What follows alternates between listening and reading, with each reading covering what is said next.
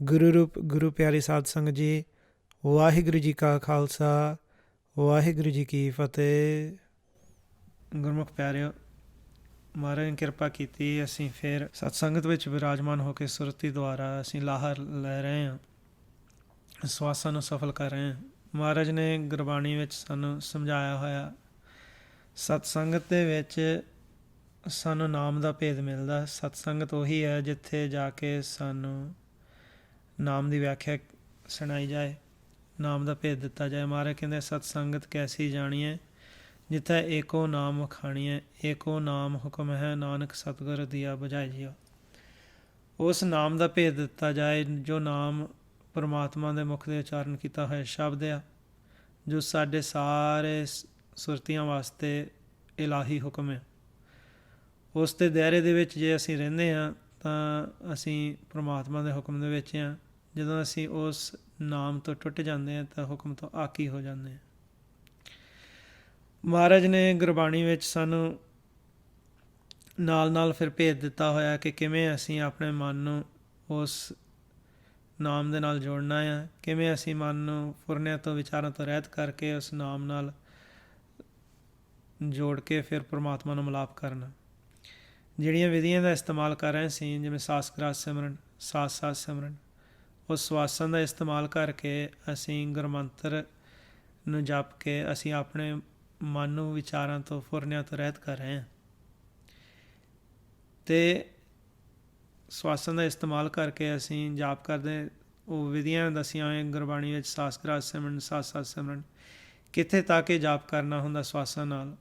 ਜਿਉਂ-ਜਿਉਂ ਤੁਸੀਂ ਸਹਿਜ ਵਿੱਚ ਜਾਓਗੇ, ਅਭਿਆਸ ਤੁਹਾਡਾ ਪਰਪੱਕ ਹੁੰਦਾ ਜਾਊਗਾ। ਸਾਸ ਗ੍ਰਾਸ ਸਿਮਰਨ ਦੇ ਨਾਲ ਤੁਸੀਂ ਪਹਿਲਾਂ ਆਪਣੇ ਘਰ ਵਿੱਚ ਪ੍ਰਵੇਸ਼ ਹੋਣ ਲੱਗ ਪਾਓਗੇ, ਜਿਹਨੂੰ ਮਹਾਰਾਜ ਨੇ ਸੁਣ ਕਿਹਾ ਹੋਇਆ ਆ। ਇਹ ਨਿਸ਼ਾਨੀ ਹੋਊਗੀ ਕਿ ਤੁਹਾਡੇ ਸਾਸ ਗ੍ਰਾਸ ਸਿਮਰਨ ਪਰਪੱਕ ਹੋ ਰਿਹਾ ਹੈ ਜਦੋਂ ਤੁਸੀਂ ਸੁਣ ਵਿੱਚ ਜਾਣ ਲੱਗ ਪਏ। ਬਾਹਰੋਂ ਜਿਹੜਾ ਦੇਖਣ ਵਾਲਾ ਹੈ ਉਹਨੂੰ ਮਹਿਸੂਸ ਹੋਊਗਾ ਕਿ ਤੁਸੀਂ ਸੌਂ ਗਏ, ਪਰ ਤੁਹਾਡਾ ਮਨ ਉਸ ਵੇਲੇ ਗਿਆ ਕਿੱਥੇ ਆ? ਉਸ ਇਲਾਕੇ ਦੇ ਵਿੱਚ ਜਿੱਥੇ ਜਾ ਕੇ ਕੋਈ ਫੁਰਨਾ ਨਹੀਂ, ਵਿਚਾਰ ਨਹੀਂ। ਉਹਨੂੰ ਕਹਿ ਦਿੱਤਾ ਸਾਡਾ ਘਰ ਸੁਣ, ਜਿਹਨੂੰ ਮਹਾਰਾਜ ਕਹਿੰਦੇ ਆ ਸਤਿਗੁਰ ਤੇ ਪਾਏ ਵਿਚਾਰਾ, ਸੁਣ ਸਮਾਧ ਸੱਚੇ ਘਰ ਬਾਹਰ।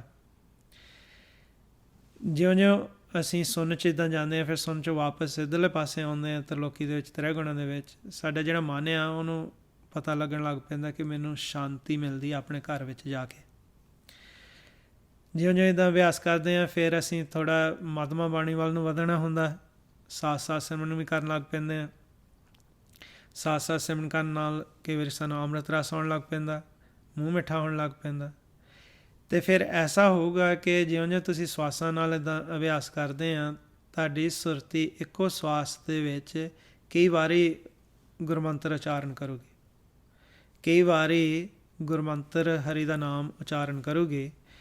ਅਤੇ ਉਸ ਵੇਲੇ ਇਸ਼ਾਰਾ ਹੁੰਦਾ ਸਾਡੀ ਸੁਰਤੀ ਦਾ ਕਿ ਸਵਾਸਾਂ ਤੋਂ ਅਲੱਗ ਕਰਕੇ ਮੈਨੂੰ ਅਭਿਆਸ ਕਰਾਓ।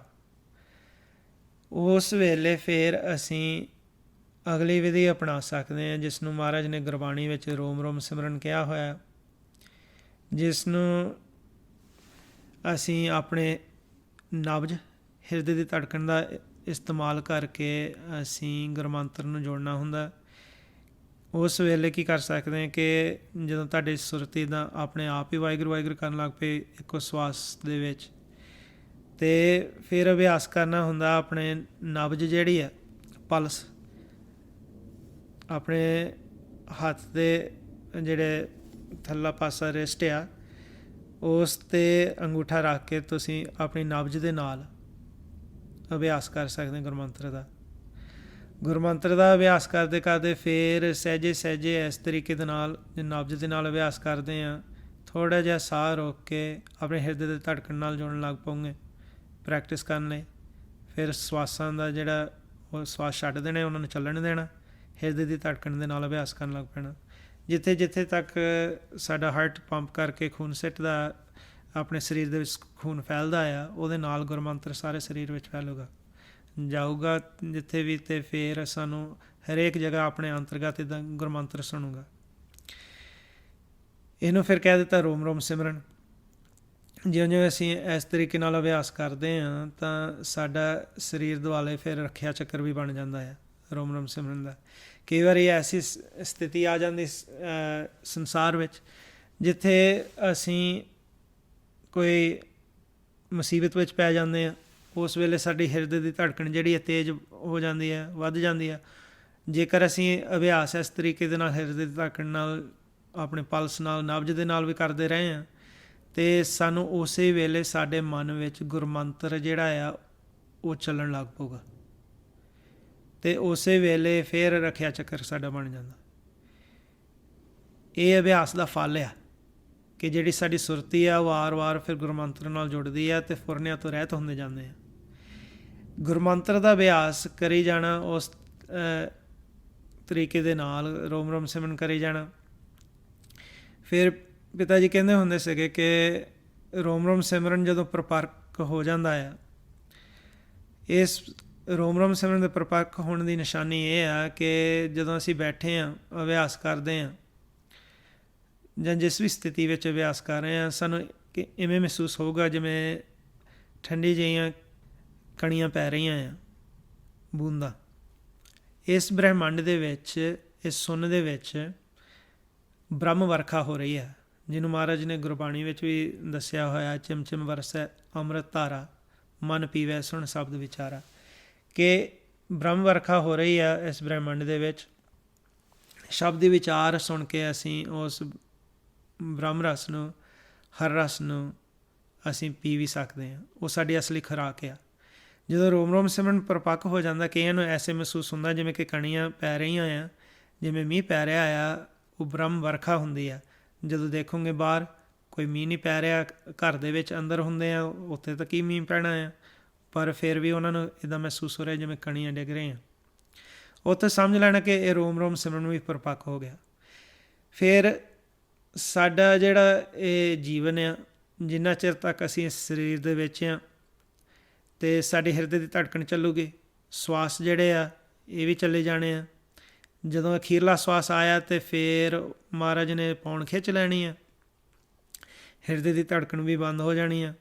ਫਿਰ ਗੁਰਮੁਖ ਦੱਸਦੇ ਸਨ, ਪਿਤਾ ਜੀ ਹੁਣੀ ਕਹਿੰਦੇ ਸੀਗੇ, ਰੋਮ ਰੋਮ ਸਿਮਰਨ ਤੋਂ ਮੁੜ ਕੇ ਫਿਰ ਸਾਥ ਸਾਥ ਸਿਮਰਨ 'ਤੇ ਆ ਜਾਣਾ। ਫਿਰ ਜਦੋਂ ਬਹਿੰਦੇ, ਉੱਠਦੇ, ਤੁਰਦੇ ਫਿਰਦੇ ਅਸੀਂ ਸਵਾਸਾਂ ਨਾਲ ਵੀ ਅਭਿਆਸ ਕਰੀ ਜਾਂਦੇ। ਜਿੱਥੇ ਫਿਰ ਜਿਹੜੇ ਗੁਰਮੁਖ ਜਾਂਦੇ ਆ ਉਹ ਕਦੇ ਸਵਾਸਾਂ 'ਤੇ ਆ ਜਾਂਦੇ, ਕਦੇ ਰੋਮ ਰੋਮ ਸਿਮਰਨ ਹਿਰਦੇ ਦੀ ਧੜਕਣ ਨਾਲ ਕਰਨ ਲੱਗ ਪੈਂਦੇ ਆ। ਉਹ ਫਿਰ ਮੌਜ ਹੁੰਦੀ ਹੈ ਗੁਰਮੁਖ ਦੀ। ਅਤੇ ਅਭਿਆਸ ਜਿੱਥੇ ਤੱਕ ਗੁਰਮੰਤਰ ਦਾ ਹੈ, ਉਸ ਪੁਆਇੰਟ ਤੱਕ ਹੈ ਜਿੱਥੇ ਤੱਕ ਸਾਨੂੰ ਅਨਹਦ ਸ਼ਬਦ ਜਿਹੜੇ ਆ ਉਹ ਸੁਣਨ ਲੱਗ ਪੈਣ। ਅਨਹਦ ਸ਼ਬਦ ਜਦੋਂ ਸੁਣਨ ਲੱਗ ਪੈਂਦੇ, ਫਿਰ ਅਸੀਂ ਜ਼ਿਆਦਾ ਧਿਆਨ ਉਹਨਾਂ ਅਨਹਦ ਸ਼ਬਦਾਂ ਵਿੱਚ, ਨਾਮ ਵਿੱਚ ਦੇਣਾ ਹੁੰਦਾ ਕਿ ਨਾਮ ਦੇ ਵਿੱਚ ਸਮਾ ਕੇ, ਜੋ ਹਰੀ ਦਾ ਨਾਮ ਆ, ਜੋ ਸਾਡੀ ਭਾਸ਼ਾ ਦੇ ਵਿੱਚ ਨਹੀਂ, ਸਾਡੇ ਸਾਰਿਆਂ ਦੇ ਅੰਦਰ ਆ, ਜਿਹਨੂੰ ਮਹਾਰਾਜ ਕਹਿੰਦੇ ਆ ਨਾਮ ਕੇ ਤਾਰੇ ਸਗਲੇ ਜੰਤ, ਨਾਮ ਕੇ ਤਾਰੇ ਖੰਡ ਬ੍ਰਹਿਮੰਡ। ਉਸ ਨਾਮ ਨਾਲ ਸੁਰਤੀ ਜੋੜ ਕੇ ਫਿਰ ਅਸੀਂ ਪ੍ਰਮਾਤਮਾ ਨਾਲ ਮਿਲਾਪ ਕਰ ਲਈਏ। ਅਖੀਰਲੀ ਮੰਜ਼ਿਲ ਸਾਡੀ ਇਹੀ ਆ ਕਿ ਸਾਡੀ ਜੋਤ ਜਿਹੜੀ ਆ ਉਹ ਪ੍ਰਮਾਤਮਾ ਦੇ ਵਿੱਚ ਲੀਨ ਹੋ ਜਾਏ, ਅਸੀਂ ਪ੍ਰਮਾਤਮਾ ਦੇ ਨਾਲ ਅਭੇਦ ਹੋ ਜਾਈਏ, ਜਿਹਨੂੰ ਮਹਾਰਾਜ ਨੇ ਕਿਹਾ ਕਿ ਜੋਤ ਜੋਤ ਵਿੱਚ ਮਿਲ ਜਾਂਦੀ ਹੈ, ਜਿੱਥੇ ਜਾ ਕੇ ਅਸੀਂ ਜੀਵਨ ਮੁਕਤ ਹੋ ਜਾਂਦੇ ਹਾਂ। ਲਾਸਟ ਸਾਡੀ ਮੰਜ਼ਿਲ ਆ ਜਿੱਥੇ ਤੱਕ ਅਸੀਂ ਪਹੁੰਚਣਾ। ਜਿੰਨਾ ਚਿਰ ਤੱਕ ਅਸੀਂ ਜੋਤ ਦੇ ਵਿੱਚ ਮਿਲ ਨਹੀਂ ਜਾਂਦੇ, ਅਰਥਾਤ ਕਿ ਸਾਡੇ ਜਿਹੜੇ ਮਨ ਆ ਉਹ ਪ੍ਰਮਾਤਮਾ ਵਿੱਚ ਲੀਨ ਨਹੀਂ ਹੋ ਜਾਂਦਾ, ਜਿੱਥੇ ਪ੍ਰਕਾਸ਼ ਹੀ ਪ੍ਰਕਾਸ਼ ਆ, ਉਨਾ ਚਿਰ ਤੱਕ ਅਸੀਂ ਆਪਣਾ ਅਭਿਆਸ ਜਿਹੜਾ ਹੈ ਕੋਸ਼ਿਸ਼ ਕਰੀ ਜਾਣੀ ਇਸ ਮਾਰਗ 'ਤੇ ਚੱਲਣ ਦੇ। ਕਈ ਗੁਰਮੁਖ ਜਨ ਹੁੰਦੇ ਆ, ਉਹ ਰਾਹ ਦੇ ਵਿੱਚ ਹੀ ਰੁਕ ਜਾਂਦੇ ਆ, ਰਾਹ ਦੇ ਵਿੱਚ ਰੁਕ ਜਾਂਦੇ ਆ ਅਤੇ ਉਹ ਸੋਚਦੇ ਆ ਕਿ ਮੇਰੀ ਆਹ ਸਟੇਜ ਬਣ ਗਈ, ਪਰ ਉਹ ਫਿਰ ਗਾਂਹ ਵੱਧਦੇ ਨਹੀਂ, ਮਿਹਨਤ ਨਹੀਂ ਕਰਦੇ। ਅਤੇ ਅਸੀਂ ਕੋਸ਼ਿਸ਼ ਇਹ ਕਰਨੀ ਹੁੰਦੀ ਹੈ ਕਿ ਅਸੀਂ ਮਿਹਨਤ ਕਰਕੇ ਉਸ ਪ੍ਰਮਾਤਮਾ ਦੇ ਸਨਮੁਖ ਹੋਈਏ ਜਿੱਥੇ ਪ੍ਰਕਾਸ਼ ਹੁੰਦਾ ਆ। ਫਿਰ ਉਸ ਸੱਚੇ ਸਾਹਿਬ ਦੇ ਦਰਸ਼ਨ ਕਰ ਕਰਕੇ ਸਾਡੀ ਜਿਹੜੀ ਜੋਤ ਆ ਉਹਨਾਂ ਵਿੱਚ ਮਿਲ ਜਾਏ। ਇਹ ਸਾਡੀ ਲਾਸਟ ਮੰਜ਼ਿਲ ਹੁੰਦੀ ਆ, ਇਹ ਸਾਡਾ ਅਖੀਰਲਾ ਜਿਹੜਾ ਗੋਲ ਹੁੰਦਾ ਆ, ਜਿਸ ਦੁਆਰਾ ਫਿਰ ਜਦੋਂ ਅਸੀਂ ਇਸ ਮੰਜ਼ਿਲ ਨੂੰ ਹਾਸਲ ਕਰ ਲਿਆ, ਸਾਡਾ ਜਿਹੜਾ ਮਨ ਆ ਉਹ ਅਮਰ ਹੋ ਜਾਂਦਾ ਆ, ਜੀਵਨ ਮੁਕਤ ਹੋ ਜਾਂਦਾ ਆ। ਇਸ ਮਾਰਗ 'ਤੇ ਤੁਰਨ ਵਾਸਤੇ ਰਾਹ ਦੇ ਵਿੱਚ ਜਿਹੜੀਆਂ ਰੁਕਾਵਟਾਂ ਆ ਉਹ ਸਾਨੂੰ ਜ਼ਰੂਰੀ ਉਹਨਾਂ ਦੀ ਪਛਾਣ ਹੋਣੀ ਚਾਹੀਦੀ ਹੈ, ਕਿਉਂਕਿ ਜਿਹੜਾ ਗੁਰਮੁਖ ਨਾਮ ਸਿਮਰਨ ਕਰਦਾ ਆ, ਅਭਿਆਸ ਕਰਦਾ ਆ, ਉਹ ਪ੍ਰਮਾਤਮਾ ਨਾਲ ਮਿਲਣਾ ਚਾਹੁੰਦਾ ਆ। ਗੁਰਬਾਣੀ ਰਾਹੀਂ ਉਹਨਾਂ ਨੂੰ ਫਿਰ ਮਹਾਰਾਜ ਨੇ ਸਮਝਾਇਆ ਹੋਇਆ ਕਿ ਰਾਹ ਦੇ ਵਿੱਚ ਤੁਹਾਡੇ ਕੀ ਕੀ ਰੁਕਾਵਟਾਂ ਆਉਣਗੀਆਂ। ਅਤੇ ਜਿਹੜੇ ਗੁਰਮੁਖ ਜਾਣੇ ਆ, ਜਦੋਂ ਅਭਿਆਸ ਕਰਦੇ ਆ, ਉਹ ਕੋਸ਼ਿਸ਼ ਕਰਦੇ ਕਿ ਅਭਿਆਸ ਕਰਨਾ ਇਸ ਤਰੀਕੇ ਦੇ ਨਾਲ ਕਿ ਅਭਿਆਸ ਕਰਦੇ ਕਰਦੇ ਕੋਈ ਵੀ ਰੁਕਾਵਟ ਰਾਹ 'ਚ ਆਵੇ ਉਹਨੂੰ ਪਾਰ ਕਰ ਸਕੀਏ। ਕੋਈ ਵੀ ਰੁਕਾਵਟ ਜਿਹੜੀ ਆ ਉਹ ਅਸੀਂ ਪਾਰ ਕਰਨ ਲਈ ਤਾਂ ਅਸੀਂ ਸਫਲ ਹੋਵਾਂਗੇ ਜੇ ਸਾਨੂੰ ਪਹਿਲਾਂ ਪਤਾ ਹੋਊਗਾ ਕਿ ਰੁਕਾਵਟਾਂ ਕਿਹੜੀਆਂ, ਕਿਹੜੀ ਚੀਜ਼ ਤੋਂ ਅਸੀਂ ਪਰਹੇਜ਼ ਕਰਨਾ, ਕਿਸ ਚੀਜ਼ ਤੋਂ ਦੂਰ ਰਹਿਣਾ ਹੈ। ਅਤੇ ਸਭ ਤੋਂ ਪਹਿਲਾਂ ਇਸ ਮਾਰਗ 'ਤੇ ਤੁਰਨ ਲਈ ਮਹਾਰਾਜ ਨੇ ਸਾਨੂੰ ਸਮਝਾਇਆ ਹੋਇਆ ਕਿ ਹਉਮੈ ਦਾ ਤਿਆਗ ਕਰਨਾ, ਅਹੰਕਾਰ ਦਾ ਤਿਆਗ ਕਰਨਾ। ਮਹਾਰਾਜ ਨੇ ਸਾਨੂੰ ਸਮਝਾ ਦਿੱਤਾ ਕਿ ਜਿਹੜੀ ਹਉਮੈ ਆ, ਜਿਹੜੇ ਅਸੀਂ ਸਮਝਦੇ ਹਾਂ ਕਿ ਮੈਂ ਕੁਛ ਹੈਗਾ ਆ ਜਾਂ ਆਪਣੇ ਅੰਦਰ ਅਹੰਕਾਰ ਆ, ਮਹਾਰਾਜ ਨੇ ਸਾਨੂੰ ਸਮਝਾ ਦਿੱਤਾ ਕਿ ਹਉਮੈ ਜਿਹੜੀ ਆ, ਜਿਹਦੇ ਵਿੱਚੋਂ ਇਹ ਮੈਂ ਦੀ ਭਾਵਨਾ ਆਉਂਦੀ ਆ, ਇਹ ਸਾਡੇ ਲਈ ਬੰਧਨ ਆ। ਹਉਮੈ ਦੇ ਵਿੱਚ ਰਵਾਂਗੇ ਅਤੇ ਫਿਰ ਵਾਰ-ਵਾਰ ਸਾਨੂੰ ਜੂਨਾਂ ਵਿੱਚ ਆਉਣਾ ਪਊਗਾ, ਜਿਹਨੂੰ ਮਹਾਰਾਜ ਕਹਿੰਦੇ ਆ ਹਉਮੈ ਏਈ ਬੰਧਨਾ ਫਿਰ ਜੋਨੀ ਪਾਹੇ। ਜੇਕਰ ਅਸੀਂ ਉਸ ਨਾਮ ਨਾਲ ਜੁੜਨਾ ਚਾਹੁੰਦੇ ਹਾਂ, ਕਿਉਂਕਿ ਨਾਮ ਤੋਂ ਬਗੈਰ ਮੁਕਤੀ ਨਹੀਂ ਹੈਗੀ। ਮਹਾਰਾਜ ਕਹਿੰਦੇ ਮੈਂ ਨਾਮੈ ਮੁਕਤ ਨਾ ਪਾਵੈ ਕੋਈ, ਹੁਣ ਸਤਿਗੁਰ ਕੋ ਨਾਮ ਨਾ ਪਾਏ ਪ੍ਰਭ ਐਸੀ ਬਣਤ ਬਣਾਈ, ਕਿ ਨਾਮ ਤੋਂ ਬਗੈਰ ਮੁਕਤੀ ਨਹੀਂ ਮਿਲ ਸਕਦੀ, ਅਸੀਂ ਅਮਰ ਨਹੀਂ ਹੋ ਸਕਦੇ ਨਾਮ ਤੋਂ ਬਗੈਰ। ਅਤੇ ਨਾਮ ਸਤਿਗੁਰ ਤੋਂ ਇਲਾਵਾ ਕੋਈ ਸਾਨੂੰ ਦੇ ਨਹੀਂ ਸਕਦਾ। ਮਹਾਰਾਜ ਕਹਿੰਦੇ ਸਤਿਗੁਰ ਸਿੱਖ ਕੋ ਨਾਮ ਧੰਦੇ, ਗੁਰ ਕਾ ਸਿੱਖ ਵਡਭਾਗੀ ਹੈ। ਵੱਡੇ ਭਾਗਾਂ ਵਾਲਾ ਗੁਰਸਿੱਖ ਆ ਜਿਸ ਨੂੰ ਉਹਦਾ ਸਤਿਗੁਰੂ ਨਾਮ ਦੀ ਦਾਤ ਬਖਸ਼ ਦੇਣ। ਮਹਾਰਾਜ ਨੇ ਸਾਨੂੰ ਸਮਝਾ ਦਿੱਤਾ ਕਿ ਜਿੱਥੇ ਹਉਮੈ ਹੋਵੇ ਉੱਥੇ ਨਾਮ ਵਸ ਨਹੀਂ ਸਕਦਾ। ਮਹਾਰਾਜ ਫਰਮਾਉਂਦੇ ਨੇ ਹਉਮੈ ਨਾਵੈ ਨਾਲ ਵਿਰੋਧ ਹੈ, ਦੋਏ ਨਾ ਵਸੈ ਇਕ ਠਾਏ। ਮਹਾਰਾਜ ਨੇ ਸਮਝਾ ਦਿੱਤਾ ਗੁਰਬਾਣੀ ਵਿੱਚ ਕਿ ਜਿੱਥੇ ਨਾਮ ਆ ਉੱਥੇ ਹਉਮੈ ਨਹੀਂ ਰਹਿ ਸਕਦੇ, ਅਤੇ ਜਿੱਥੇ ਹਉਮੈ ਆ ਉੱਥੇ ਨਾਮ ਨਹੀਂ ਵਸ ਸਕਦਾ। ਮਹਾਰਾਜ ਨੇ ਗੁਰਬਾਣੀ 'ਚ ਸਾਨੂੰ ਦੱਸਿਆ ਹੋਇਆ ਕਿ ਹਉਮੈ ਜਿਹੜੇ ਆ ਇਹ ਦੀਰਘ ਰੋਗ ਆ, ਹਉਮੈ ਦੀਰਘ ਰੋਗ ਹੈ। ਫਿਰ ਕਹਿੰਦੇ ਦਾਰੂ ਪੀ ਇਸਮਾ ਹੈ। ਹੁਣ ਦਾਰੂ ਜੋ ਹੈ ਉਹ ਹਰੀ ਦਾ ਨਾਮ ਹੈ। ਇਹ ਹਉਮੈ ਸਾਡੇ ਸਰੀਰ ਵਿੱਚ ਆ, ਅਤੇ ਉਹ ਜਿਹੜਾ ਦਾਰੂ ਆ ਉਹ ਵੀ ਇਸ ਸਰੀਰ ਦੇ ਵਿੱਚ ਆ। ਉਹਨਾਂ ਦਾ ਸਥਾਨ ਇਸ ਸਰੀਰ ਦੇ ਵਿੱਚ ਇੱਕ ਨਹੀਂ, ਨਾਮ ਅਲੱਗ ਜਗ੍ਹਾ ਪ੍ਰਾਪਤ ਹੁੰਦਾ ਆ, ਹਉਮੈ ਤ੍ਰੈ ਗੁਣਾਂ ਦੇ ਵਿੱਚ। ਨਾਮ ਜਿਹੜਾ ਹੈ ਚੌਥੇ ਪਦ ਵਿੱਚ ਆ ਸਾਡੇ ਸਰੀਰ 'ਚ, ਅਤੇ ਹਉਮੈ ਜਿਹੜੀ ਆ ਉਹ ਤ੍ਰੈ ਗੁਣਾਂ ਦੇ ਵਿੱਚ ਆ। ਅਸੀਂ ਨਾਮ ਨੂੰ ਹਾਸਲ ਕਰਾਂਗੇ ਅਤੇ ਸਾਡਾ ਜਿਹੜਾ ਮਨ ਆ ਉਹ ਤ੍ਰਿਲੋਕੀ ਤੋਂ ਉੱਪਰ ਉੱਠੂਗਾ। ਨਾਮ ਨੂੰ ਹਾਸਲ ਕਰਕੇ ਤ੍ਰੈ ਗੁਣਾਂ ਤੋਂ ਸਾਡਾ ਮਨ ਜਿਹੜਾ ਅਤੀਤ ਹੋ ਜਾਂਦਾ। ਹੁਣ ਸਾਡੇ ਸਰੀਰ ਦੇ ਵਿੱਚ ਤ੍ਰੈ ਗੁਣ ਨੇ, ਰਜਗੁਣ, ਤਮਗੁਣ, ਸਤਗੁਣ। ਕੀ ਹੈ ਇਹ ਤੇਰੀ ਸਭ ਮਾਇਆ, ਇਹ ਸਾਡੇ ਸਰੀਰ ਦੇ ਵਿੱਚ ਆ। ਹਉਮੈ ਇਸ ਤ੍ਰੈ ਗੁਣਾਂ ਦੇ ਵਿੱਚ ਆ, ਖਾਸ ਕਰਕੇ ਤਮੋਗੁਣ ਦੀ ਦਾਤ ਆ। ਤਮੋਗੁਣ ਦੇ ਇੱਕ ਪੋਰਸ਼ਨ ਹੈ, ਅਵਗੁਣ ਹੈ। ਅਤੇ ਅਸੀਂ ਉਸ ਹਉਮੈ ਨੂੰ ਤਿਆਗ ਕੇ ਧਾਤ ਦਾ ਰਸਤਾ ਛੱਡ ਕੇ ਲਿਵ ਦਾ ਰਾਹ ਅਖਤਿਆਰ ਕਰਨਾ ਹੁੰਦਾ, ਜਿਹੜਾ ਸੰਤ ਦਾ ਮਾਰਗ ਹੁੰਦਾ ਆ। ਜਿਸ ਰਾਹ 'ਤੇ ਅਸੀਂ ਪ੍ਰੇਮ ਦੇ ਰਾਹ 'ਤੇ ਚੱਲ ਕੇ ਅਸੀਂ ਪ੍ਰਮਾਤਮਾ ਨਾਲ ਮਿਲਾਪ ਕਰਨਾ, ਜਿਸ ਮਾਰਗ ਨੂੰ ਅਸੀਂ ਭੁੱਲ ਗਏ, ਜਿਹਨੂੰ ਮਹਾਰਾਜ ਕਹਿੰਦੇ ਪੰਥਾ ਪ੍ਰੇਮ ਨਾ ਜਾਣੀ ਭੁੱਲੀ ਫਿਰੈ ਗਵਾਰ, ਕਿ ਅਸੀਂ ਭੁੱਲ ਗਏ ਹਾਂ ਪ੍ਰੇਮ ਦੇ ਮਾਰਗ ਨੂੰ। ਧਾਤ ਦੇ ਰਸਤੇ 'ਤੇ ਤੁਰ ਪਏ, ਕਾਮ ਕ੍ਰੋਧ ਲੋਭ ਹੰਕਾਰ ਦਾ ਸੰਗ ਕਰਨ ਲੱਗ ਪਏ। ਇਹਨਾਂ ਦਾ ਸੰਗ ਛੱਡ ਕੇ ਅਸੀਂ ਦਇਆ, ਨਿਮਰਤਾ, ਸਹਿਨਸ਼ੀਲਤਾ, ਜਤ, ਸਤ, ਸੰਤੋਖ ਧਾਰਨ ਕਰਨਾ। ਜਿੰਨੀ ਸਾਡੇ ਵਿੱਚ ਨਿਮਰਤਾ ਹੋਊਗੀ ਓਨੇ ਫਿਰ ਸਾਡੇ ਹਉਮੈ ਘਟੂਗੀ। ਜਿਉਂ-ਜਿਉਂ ਫਿਰ ਅਸੀਂ ਅਭਿਆਸ ਕਰਦੇ ਗੁਰਮੰਤਰ ਦਾ, ਉਹ ਸਾਡੇ ਹਉਮੈ ਜਿਹੜੀ ਆ ਉਹ ਖਤਮ ਹੋਣ ਲੱਗ ਪੈਂਦੀ। ਤਾਂ ਭਾਈ ਗੁਰਦਾਸ ਜੀ ਨੇ ਆਪਣੀ ਵਾਰਾਂ ਦੇ ਵਿੱਚ ਕਿਹਾ ਹੋਇਆ ਕਿ ਵਾਹਿਗੁਰੂ ਗੁਰਮੰਤਰ ਹੈ ਜਪ ਹਉਮੈ ਖੋਈ। ਫਿਰ ਅਸੀਂ ਉਸ ਅੰਦਰਲੇ ਨਾਮ ਨਾਲ ਜੁੜ ਸਕਦੇ ਹਾਂ, ਜੋ ਦਾਰੂ ਆ, ਜੋ ਦਵਾਈ ਆ, ਜੋ ਇਸ ਰੋਗ ਨੂੰ ਬਿਲਕੁਲ ਹੀ ਫਿਰ ਜੜੋਂ ਖਤਮ ਕਰ ਦਿੰਦਾ। ਸਾਡੇ ਅੰਦਰੋਂ ਜਿਹੜੇ ਹਉਮੈ ਬਿਲਕੁਲ ਹੀ ਬਿਨਸ ਜਾਂਦੀ ਹੈ, ਖਤਮ ਹੋ ਜਾਂਦੀ ਹੈ। ਜੇਕਰ ਸਾਡੇ ਅੰਦਰ ਹਉਮੈ ਆ,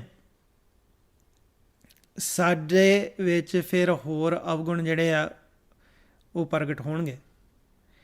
ਅਤੇ ਖਾਸ ਕਰਕੇ 4 ਰੁਕਾਵਟਾਂ ਦੱਸੀਆਂ ਜਾਂਦੀਆਂ। ਇੱਕ ਤਾਂ ਹਉਮੈ ਹੋ ਗਈ, ਦੂਜੇ ਨੰਬਰ 'ਤੇ ਹੈ ਦੁਬਿਧਾ। ਅਤੇ ਦੁਬਿਧਾ ਜਿਹੜੀ ਆ ਉਹ ਤਾਂ ਹੀ ਸਾਡੇ ਅੰਦਰ ਫੈਲਦੀ ਹੈ ਜੇਕਰ ਸਾਡੇ ਵਿੱਚ ਹਉਮੈ ਹੈ। ਮਹਾਰਾਜ ਨੇ ਸਾਨੂੰ ਗੁਰਬਾਣੀ 'ਚ ਸਮਝਾਇਆ ਕਿ ਦੇਹੀ ਧੋਏ ਨਾ ਉਤਰੈ ਮੈਲ। ਜੇ ਅਸੀਂ ਆਪਣੇ ਸਰੀਰ ਦਾ ਇਸ਼ਨਾਨ ਕਰਦੇ ਹਾਂ, ਉਹ ਤਾਂ ਸਾਡੇ ਸਰੀਰ ਵਾਸਤੇ ਆ, ਸਾਡਾ ਮਨ ਦੀ ਜਿਹੜੀ ਮੈਲ ਹੈ ਉਹ ਨਹੀਂ ਉਤਰਦੀ। ਹਉਮੈ ਵਿਆਪੈ ਦੁਬਿਧਾ ਫੈਲ। ਸਾਡੇ ਅੰਦਰ ਜੇ ਹਉਮੈ ਆ ਫਿਰ ਤਾਂ ਹੀ ਸਾਡੇ ਅੰਦਰ ਦੁਬਿਧਾ ਵੀ ਸ਼ੁਰੂ ਹੋਊਗੀ। ਹਰ ਹਰ ਔਖਦ ਜੋ ਜਨ ਖਾਏ, ਤਾਕਾ ਰੋਗ ਸਗਲ ਮਿਟ ਜਾਏ। ਫਿਰ ਮਹਾਰਾਜ ਨੇ ਦੱਸਿਆ ਕਿ ਜਿਹੜਾ ਹਰ ਹਰ ਅਰਥਾਤ ਕਿ ਵਾਹਿਗੁਰੂ ਜੀ ਦਾ ਨਾਮ ਜਪਣਾ ਉਹ ਦਾਰੂ ਆ ਸਾਡੇ ਲਈ, ਉਹ ਸਾਡੇ ਲਈ ਦਵਾਈ ਆ। ਜੋ ਇਸ ਨੂੰ ਗ੍ਰਹਿਣ ਕਰਦਾ ਆ, ਜੋ ਇਸ ਦਵਾਈ ਨੂੰ ਖਾਂਦਾ ਆ, ਉਹਦੇ ਰੋਗ ਸਾਰੇ ਮਿਟ ਜਾਂਦੇ ਨੇ ਇਸ ਸਰੀਰ ਦੇ ਵਿੱਚ, ਇਸ ਮਨ ਦੇ ਵਿੱਚ। ਹੁਣ ਮਹਾਰਾਜ ਨੇ ਗੁਰਬਾਣੀ ਵਿੱਚ ਸਮਝਾ ਦਿੱਤਾ ਕਿ ਹਉਮੈ ਵਿਆਪੈ ਦੁਬਿਧਾ ਫੈਲ। ਹਉਮੈ ਕਾਰਨ ਦੁਬਿਧਾ ਸ਼ੁਰੂ ਹੁੰਦੀ ਹੈ, ਸਾਡੇ ਅੰਦਰ ਫੈਲਦੀ ਹੈ ਮਨ ਵਿੱਚ। ਅਤੇ ਦੂਜੀ ਰੁਕਾਵਟ ਇਹੀ ਹੈ ਦੁਬਿਧਾ।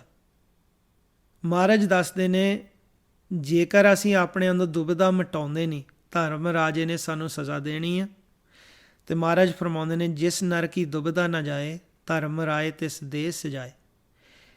ਕਿ ਜਿਹਦੇ ਅੰਦਰੋਂ ਦੁਬਿਧਾ ਖਤਮ ਨਹੀਂ ਹੁੰਦੀ ਉਹਨੂੰ ਧਰਮ ਰਾਜਾ ਸਜ਼ਾ ਦੇਊਗਾ। ਹੁਣ ਦੁਬਿਧਾ ਹੈ ਕੀ? ਕਈ ਵਿਦਵਾਨ ਜਿਹੜੇ ਆ ਉਹ ਕਹਿ ਦਿੰਦੇ ਕਿ ਦੁਬਿਧਾ ਦੋ ਚਿੱਤੀ ਨੂੰ ਕਿਹਾ ਆ। ਦੋ ਚਿੱਤੀ ਨੂੰ ਖਾਸ ਕਰਕੇ ਇੱਦਾਂ ਆਮ ਭਾਸ਼ਾ 'ਚ ਕਹਿ ਦਿੰਦੇ ਕਿ ਇਹਨੂੰ ਦੁਬਿਧਾ ਪਈ ਹੋਈ ਹੈ, ਜੇ ਇਹਨੂੰ ਪਤਾ ਨਹੀਂ ਲੱਗਦਾ ਕਿ ਮੈਂ ਕੀ ਕਰਾਂ। ਅਤੇ ਇਹ ਤਾਂ ਇੱਕ ਅਰਥ ਹੋਇਆ। ਪਰ ਜਿਸ ਦੁਬਿਧਾ ਕਾਰਨ ਧਰਮ ਰਾਜਾ ਸਾਨੂੰ ਸਜ਼ਾ ਦਿੰਦਾ ਆ ਉਹ ਕਿਹੜੀ ਹੈ? ਹੁਣ ਧਰਮ ਰਾਜੇ ਨੇ, ਹੁਣ ਜੇਕਰ ਅਸੀਂ ਕੋਈ ਸਲਾਹ ਕਰਨੀ ਹੈ, ਸਾਨੂੰ ਪਤਾ ਨਹੀਂ ਲੱਗਦਾ ਕਿ ਖੱਬੇ ਜਾਈਏ ਜਾਂ ਸੱਜੇ ਜਾਈਏ, ਧਰਮ ਰਾਜੇ ਨੇ ਇਸ ਕਾਰਨ ਥੋੜ੍ਹਾ ਸਜ਼ਾ ਦੇ ਦੇਣੀ ਕਿ ਜੀ ਇਹ ਦੋ ਚਿੱਤੀ ਹੋਇਆ ਸੀ, ਤੈਨੂੰ ਪਤਾ ਨਹੀਂ ਲੱਗਦਾ ਸੀ ਤਾਂ ਤੈਨੂੰ ਸਜ਼ਾ ਦੇ ਦਿੰਦੇ। ਨਹੀਂ, ਕਿਸ ਦੁਬਿਧਾ ਦੀ ਗੱਲ ਕੀਤੀ ਹੋਈ ਆ ਗੁਰਬਾਣੀ ਦੇ ਵਿੱਚ ਜਿਸ ਕਾਰਨ ਧਰਮ ਰਾਜਾ ਸਾਨੂੰ ਸਜ਼ਾ ਦਿੰਦਾ ਆ। ਦੁਬਿਧਾ ਦਾ ਜੇ ਅਸੀਂ ਧਿਆਨ ਨਾਲ ਸ਼ਬਦ ਨੂੰ ਦੇਖਦੇ ਹਾਂ, ਦੋ ਬਿਧਾ। ਬਿਧ ਹੁੰਦੀ ਆ ਜੁਗਤੀ ਟੈਕਨੀਕ, ਦੋ ਹੋ ਗਿਆ ਦਵੈਤ ਭਾਵਨਾ।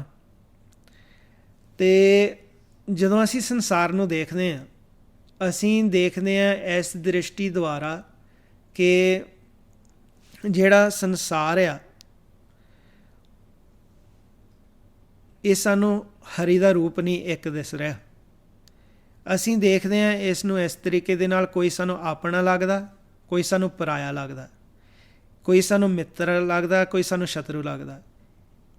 ਅਤੇ ਉਸ ਭਾਵਨਾ ਦੁਆਰਾ ਜਦੋਂ ਅਸੀਂ ਸੰਸਾਰ ਨੂੰ ਦੇਖਦੇ ਹਾਂ ਅਤੇ ਸਾਡਾ ਜਿਹੜਾ ਮਨ ਆ ਦੁਬਿਧਾ ਦੇ ਵਿੱਚ ਆਉਂਦਾ ਆ, ਕਿਉਂਕਿ ਇਹਦੇ ਅੰਦਰ ਕਿਸੇ ਨਾ ਕਿਸੇ ਪ੍ਰਤੀ ਨਫ਼ਰਤ ਜਿਹੜੀ ਆ ਜਾਂਦੀ ਹੈ। ਨਫ਼ਰਤ, ਹੇਟਰਡ, ਪ੍ਰੈਜੁਡਿਸ, ਇਹਨੂੰ ਕਹਿ ਦਿੱਤਾ ਦੁਬਿਧਾ। ਮਹਾਰਾਜ ਨੇ ਤਾਂ ਗੁਰਬਾਣੀ 'ਚ ਸਮਝਾਇਆ ਹੋਇਆ ਕਿ ਜਿਹੜਾ ਸਮਝਦਾ ਕੋਈ ਬੈਰੀ ਮੀਤ ਸਮਝਦਾ ਆ, ਕਿਸੇ ਨੂੰ ਮਿੱਤਰ ਸਮਝਦਾ, ਉਹਦਾ ਜਿਹੜਾ ਚਿੱਤ ਆ ਉਹ ਥਿਰ ਨਹੀਂ ਹੋ ਸਕਦਾ। ਜਿਹਨੂੰ ਮਹਾਰਾਜ ਕਹਿੰਦੇ ਆ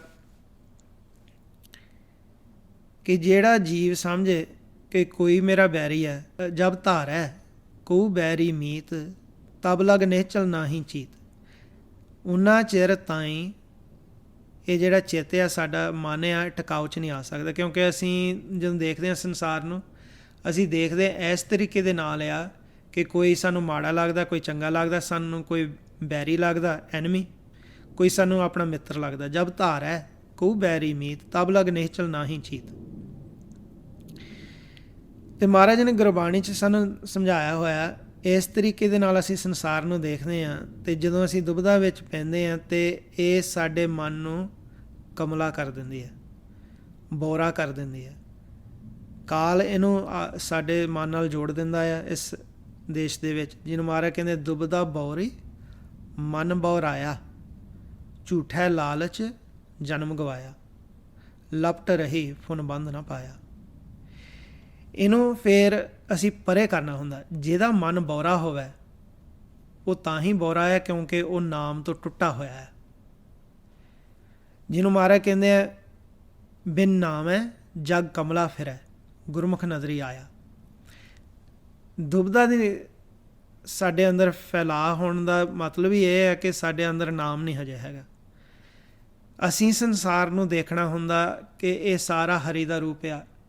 ਇੱਕ ਦ੍ਰਿਸ਼ਟੀ ਦੁਆਰਾ ਦੇਖਣਾ ਕਿ ਸਾਰਾ ਉਹੀ ਮਾਲਕ ਦਾ ਰੂਪ ਹੈ ਜਿਸ ਮਾਲਕ ਨੂੰ ਅਸੀਂ ਮਿਲਣਾ ਚਾਹੁੰਦੇ ਹਾਂ। ਅਤੇ ਜੇਕਰ ਅਸੀਂ ਉਹ ਦੁਬਦਾ ਨੂੰ ਖਤਮ ਨਹੀਂ ਕਰਦੇ, ਮਹਾਰਾਜ ਨੇ ਕਿਹਾ ਕਿ ਧਰਮਰਾਜ ਤਿਸ ਦੇਸ ਸਜਾਏ, ਕਿ ਧਰਮਰਾਜ ਨੇ ਤਾਂ ਸਜ਼ਾ ਦੇਣੀ ਆ।